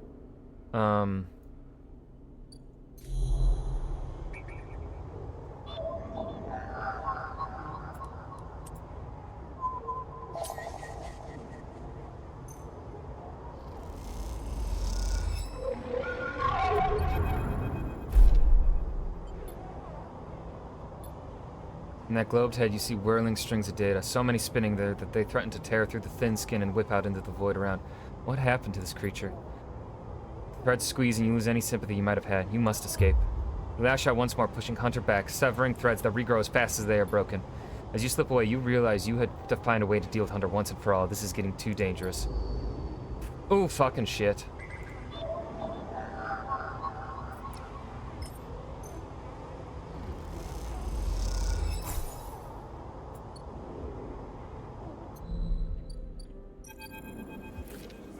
As you walk into the tambour, you quickly spot Fang arguing with Jenna. You come up behind Fang, and he turns and notices you. Jenna stops mid-tirade as you arrive. She turns to you. You again. You here to vouch for this layabout? I am. She says, well, and what are you two up to? It's like I told you, Jenna. I'm helping them out, getting them settled, sorting their life out. They are a sleeper. You know what that means. Of course I know. Look, Fang, I get it. You're trying to help, but if you want to keep this job, you're going to need to be a bit more reliable. Won't happen again, Jenna, I promise. Okay, then. Look, I didn't mean to just be cool, alright? Well, didn't know you'd stand up for me, Sleeper. I appreciate the solidarity. Now let's take a look at what you were really here for. The slate is a whirring mess of code streams coming direct from the Ripper worms as they dig through the agent's data and spin it into threads for the slate to pick up. Anything good? Fang scrolls the display with finger. A lot of junk. A lot of dull as hell message threads. A lot of tedious data caches, but definitely some good stuff. Check this out. Fang shows you the screen. You see his bold corporate logo, not Solheim's, and a word below. Conway. What's wrong with Conway? Conway Extractions, right? He's been speaking with them personally. Got a whole chain of messages here, but it's mostly encrypted or redacted. Damn, this is juicy, but we can't nail him with it. Wait, what's this? A wasteland reclamation facility right here on the Eye? What's the bet this place is tucked in the wastes? Wastes? The section of the Eye Erlen couldn't reclaim. It was too damaged, too cut off. Back before the collapse, people would have got there by going down the connected spoke from the hub. But that spoke's broken now, so the only way is the long way, round the rim, past the greenway. Conway have been making moves on the system since the collapse. Alright, they took over one of Solheim's old belt colonies a while ago. Moved everyone out and reclaimed the whole rock. What's their angle? Hardin has to be offering them something. But if Hardin is involved in it, then we need to check it out. Simple as that. So what's next? We have to get to that facility. And the answer to whatever Hardin has been prepping, been planning, has to be there. And we are going to catch him in the act. Give me 5, maybe 6 cycles, and then I'll see you on the greenway. I seem to remember there's some old service docks on the outer shell, up by the Haifa building. Should be a good place to meet. Thanks again, Sleeper, for sticking with this. I haven't forgotten about that tracker of yours either, but I'm going to need to be back in my bay to pull a solution together. I've been working on a fix in my brakes. Now I've got to go ask for some time off from Jenna. Wish me luck. He waves as he walks back to the bar where Jenna is standing, a look of deep exhaustion in her eyes. Okay, we've got an upgrade. We only have 1 point, so can't do that.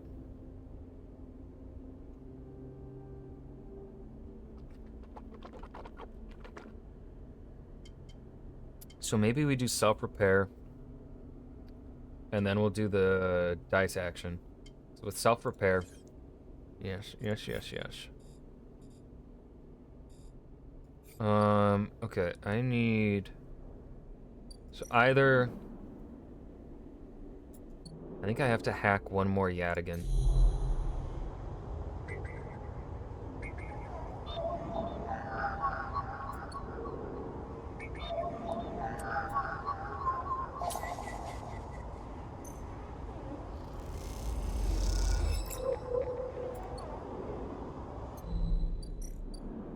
Hopefully this is all she needs from us to give us another, whatchamacallit.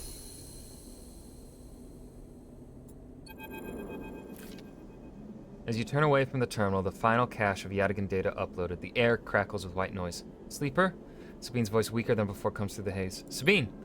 A sigh of relief comes through the layers of noise. The call must be coming in from somewhere on the station. This has to be short. I don't know if Yadigan are monitoring me. Their voice is hushed, distant. You try to focus on it. The data you've been bringing in from Yadigan agents, there's something in it I don't understand. A shrill howl rattles through the signal. This data is all gleaned from their implants, records of integration with their nervous systems, performance analysis, error rates, usage data. I installed many of these implants and I didn't enable any of this functionality. Their voice dips under the level of the noise like a swimmer slipping beneath the water. You listen to the waves for a few seconds before Sabine reemerges. It has to be somehow baked into their wetwares interface. And that's not all. The systems compiling this data are connected to some kind of transmission protocol. It's being broadcast. Why?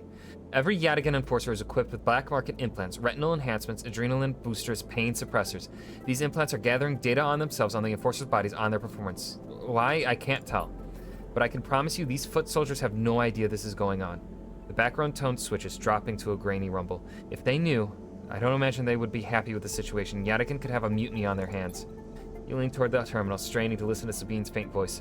I need a few cycles to pull this all together, but this might be the information I need to pressure Yannick into releasing my debt. Yannick? He's one of the heads of Yadigan. They pause. It is better you don't know him. Keep it that way. Suddenly, a banging echoes through the call. Sabine's voice is suddenly whispered, panicked. I have to go.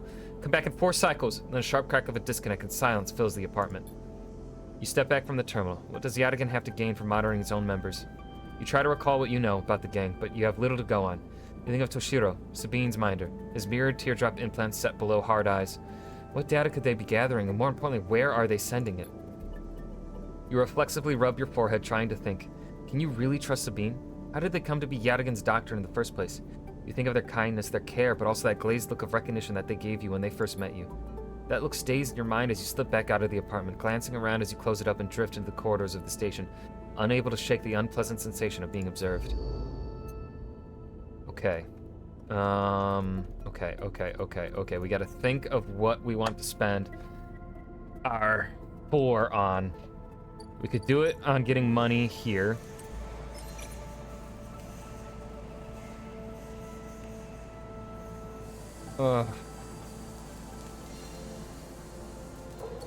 That doesn't really do us much in the immediate. We need more cryo than that. Well, hold on. Don't I get... I gain cryo on interface. Chance to gain random scrap item on engineer actions. Is this an engineer action? No, that's an interface, so I can gain additional cryo. Is this an engineer? This is. Please give me some scrap. Fuck. Fuck. Alright. Oh, damn it. Damn it, damn it, damn it, damn it.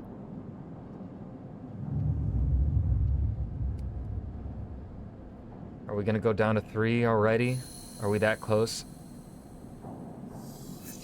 No. Oh, but we are fucking rough. Okay, I need, deal with Hunter.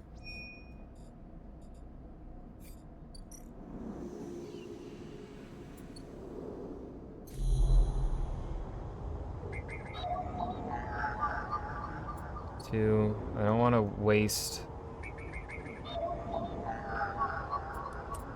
Perfect. Bypass. Give me that data.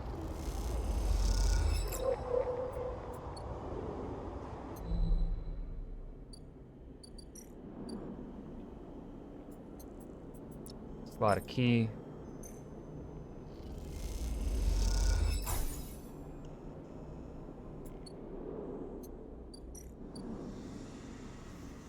Ship mind.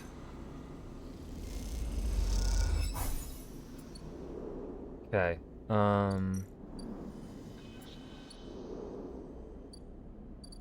You'll be done. Alright.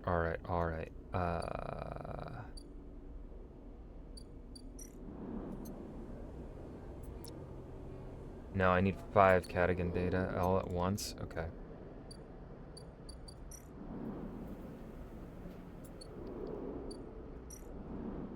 I could finish this.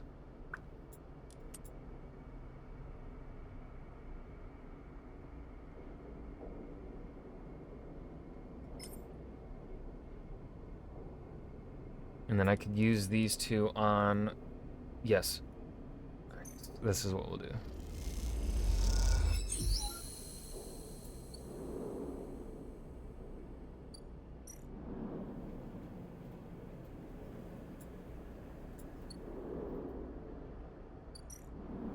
Send to hub.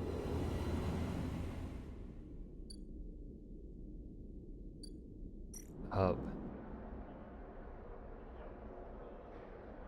Okay. I don't want to do that yet, so we'll just go back down. We need to make money, which I think our best is going to be here at the bridge. Or wait, is this engineer? No, it's an endure.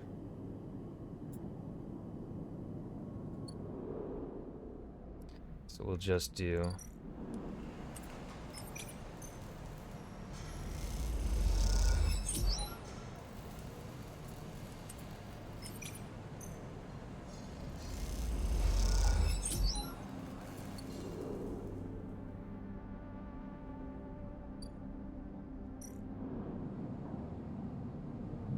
I don't like how... Oh, we're in a rough spot right now.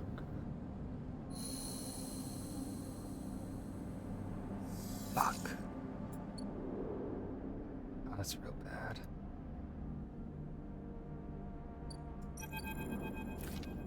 Ankita is crouched in the computing core of the ambergris, swearing to herself when you enter. She doesn't look up. These shits completely ruined the core's connectors when they cut it.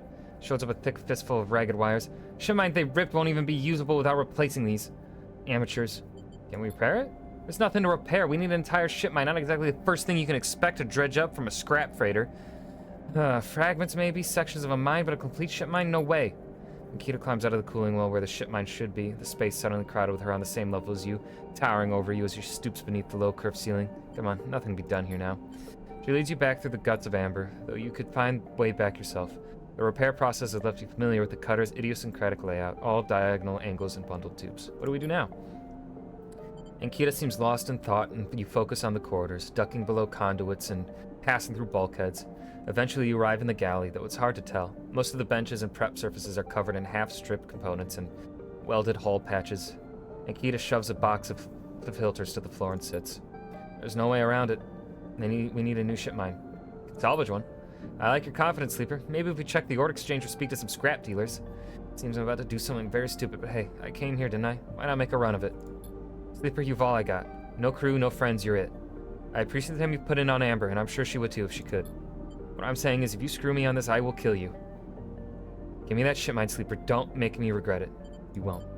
Look, just get out of here before I change my mind. You slip out of the galley and head back towards the main lock. As you do, Amber growls and creaks like a caged animal. You reach a hand out to calm her. Trying to find Ankita ship mine somehow. Oh, thank God. Okay. Okay. Emphasis preparing the gyro caps. He has had to heavily adapt this recipe, he says, but the smell is already incredible. It emanates from a strange purplish-white bulb you have never seen before, and he is slicing it finely. He brushes and slices the mushrooms and then places them in the wok with the sliced bulb in the oil. They caramelize there in that well-worn crucible. He adds liquids, transparent and opaque, and then turns down the heat. A sprinkle of leaves is the final touch. We have a moment, Sleeper. You have a story. Something in the scent of the food gives you a feeling of nostalgia. Something distant and melancholic. It seems like the story should match that feeling somehow, and maybe you will feel better for telling it.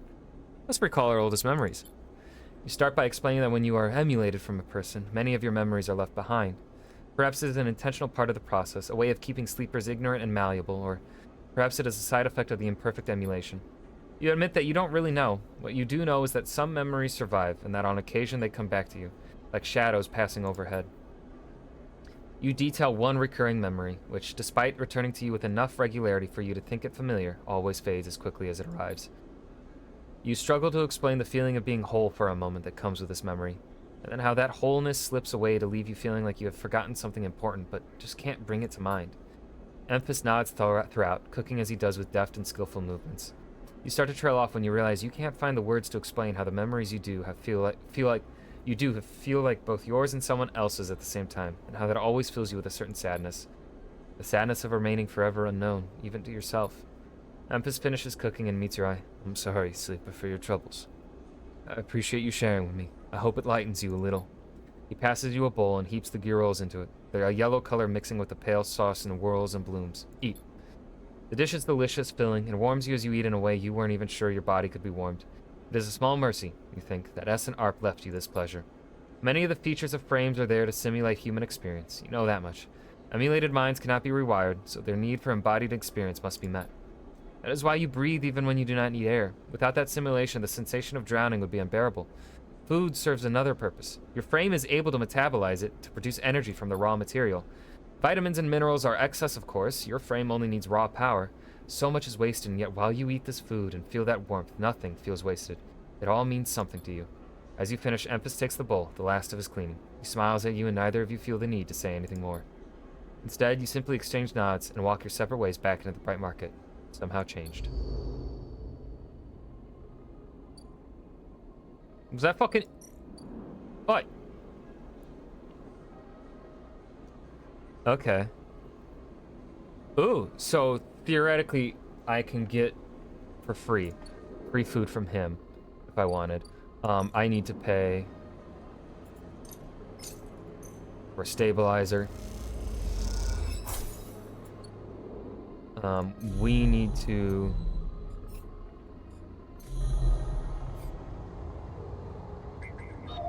steal another keynode. Oh, I'd rather not use our... Okay, Fang I have to...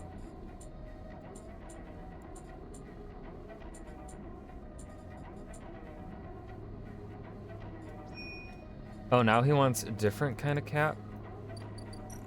He wants more. Okay, he wants a different thing. Okay.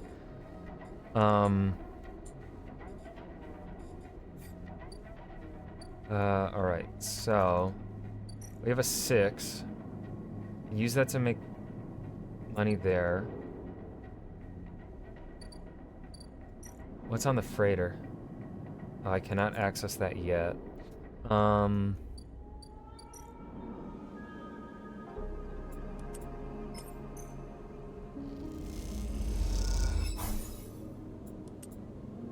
Let's just finish babysitting Mina then.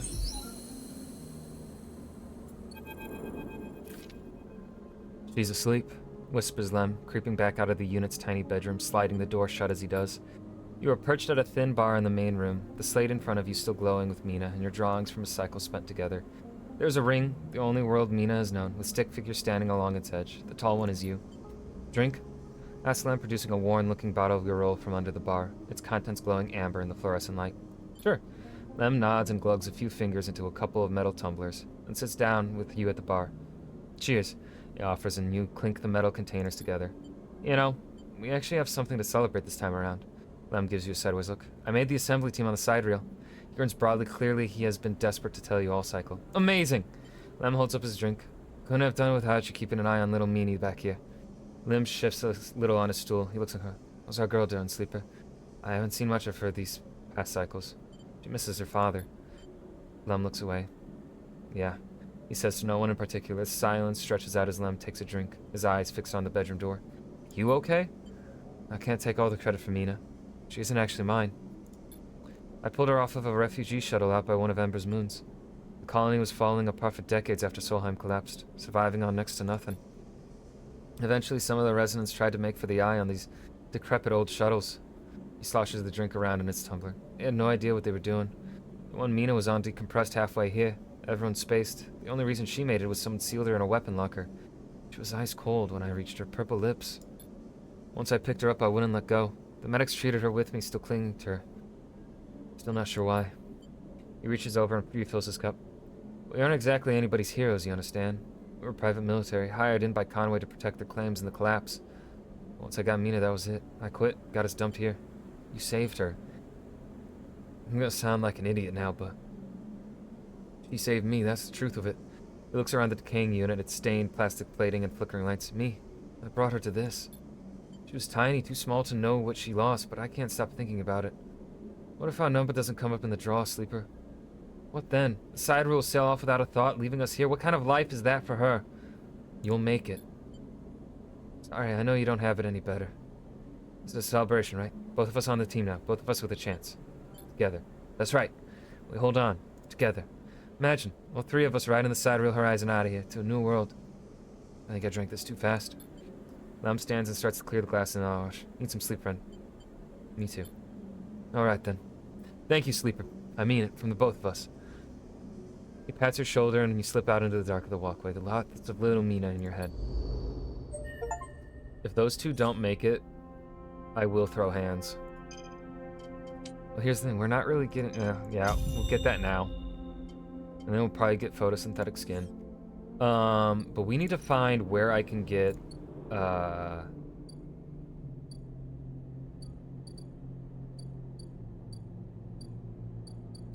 where can I do... engineer actions. That's ship mined. Is this... oh, I should have fucking, damn it. I think I fucked up when I picked my path for the side reel bridge. I should have done engineer. Oh, that was big dumb of me. Big dumb. Because this isn't... yeah. Okay, so we don't need to spend... I could come here. But getting a drink fills an energy, so I'm not actually going to do that. This... that's into it. That's endure.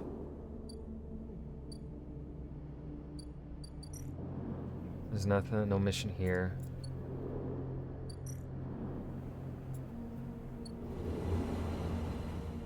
Maybe we'll have an engineer mission here.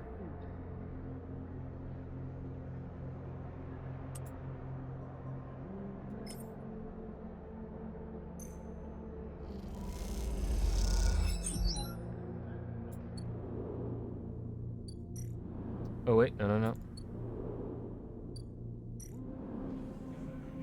Let's see. The gimbal sells itself on its spinning sphere, which claims to produce therapeutic gravitational effects. It doesn't, but they sell food. Okay, that must just be really good food, then. Send.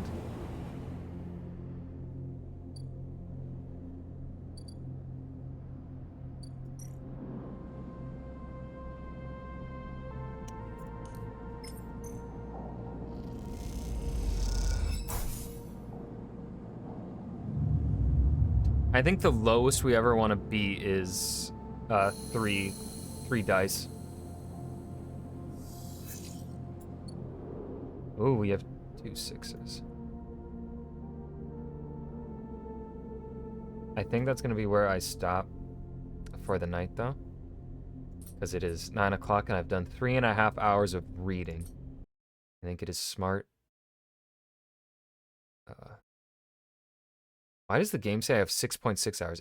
Oh, no, there we go. Playtime 3.5. Damn, we make good progress, though, I feel like.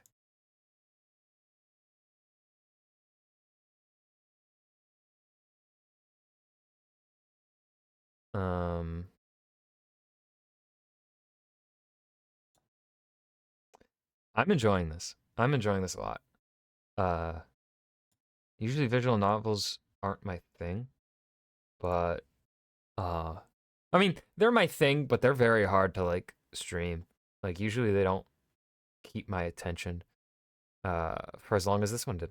Like usually I think the last time I did a visual novel, oh, that was what was that game? Not Murders on the Yangtze River. That was, I wouldn't count. Yeah, Pale Beyond doesn't count because I DNF'd that, so that definitely doesn't. Corpse Party was kind of visual novel, sort of.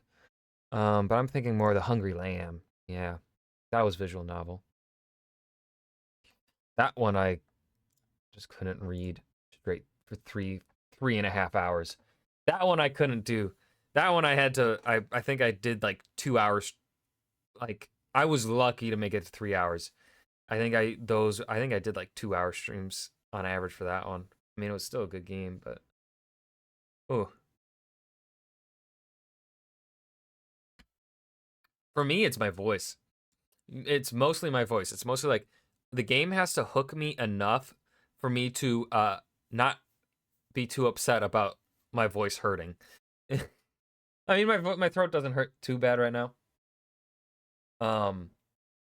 So I'm looking forward. I will be back tomorrow night, roughly same time, and playing more of this. Perhaps even finishing it because this isn't a long game, supposedly.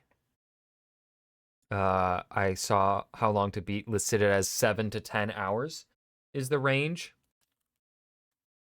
So there's a chance of finishing it tomorrow. Depends on probably how early I get started. But yeah, I think I'll want to try. I think I might try and just finish it tomorrow anyway, no matter what. Because I don't want to. Because if I don't finish it tomorrow, then I'm gonna have to wait till Wednesday to finish it. And I don't want to do that. And I really don't want to do that. So yeah. Uh, Jen and Iconics, thank y'all for hanging. Even though Iconics didn't really say much, he said a couple things. Whew. Bye bye.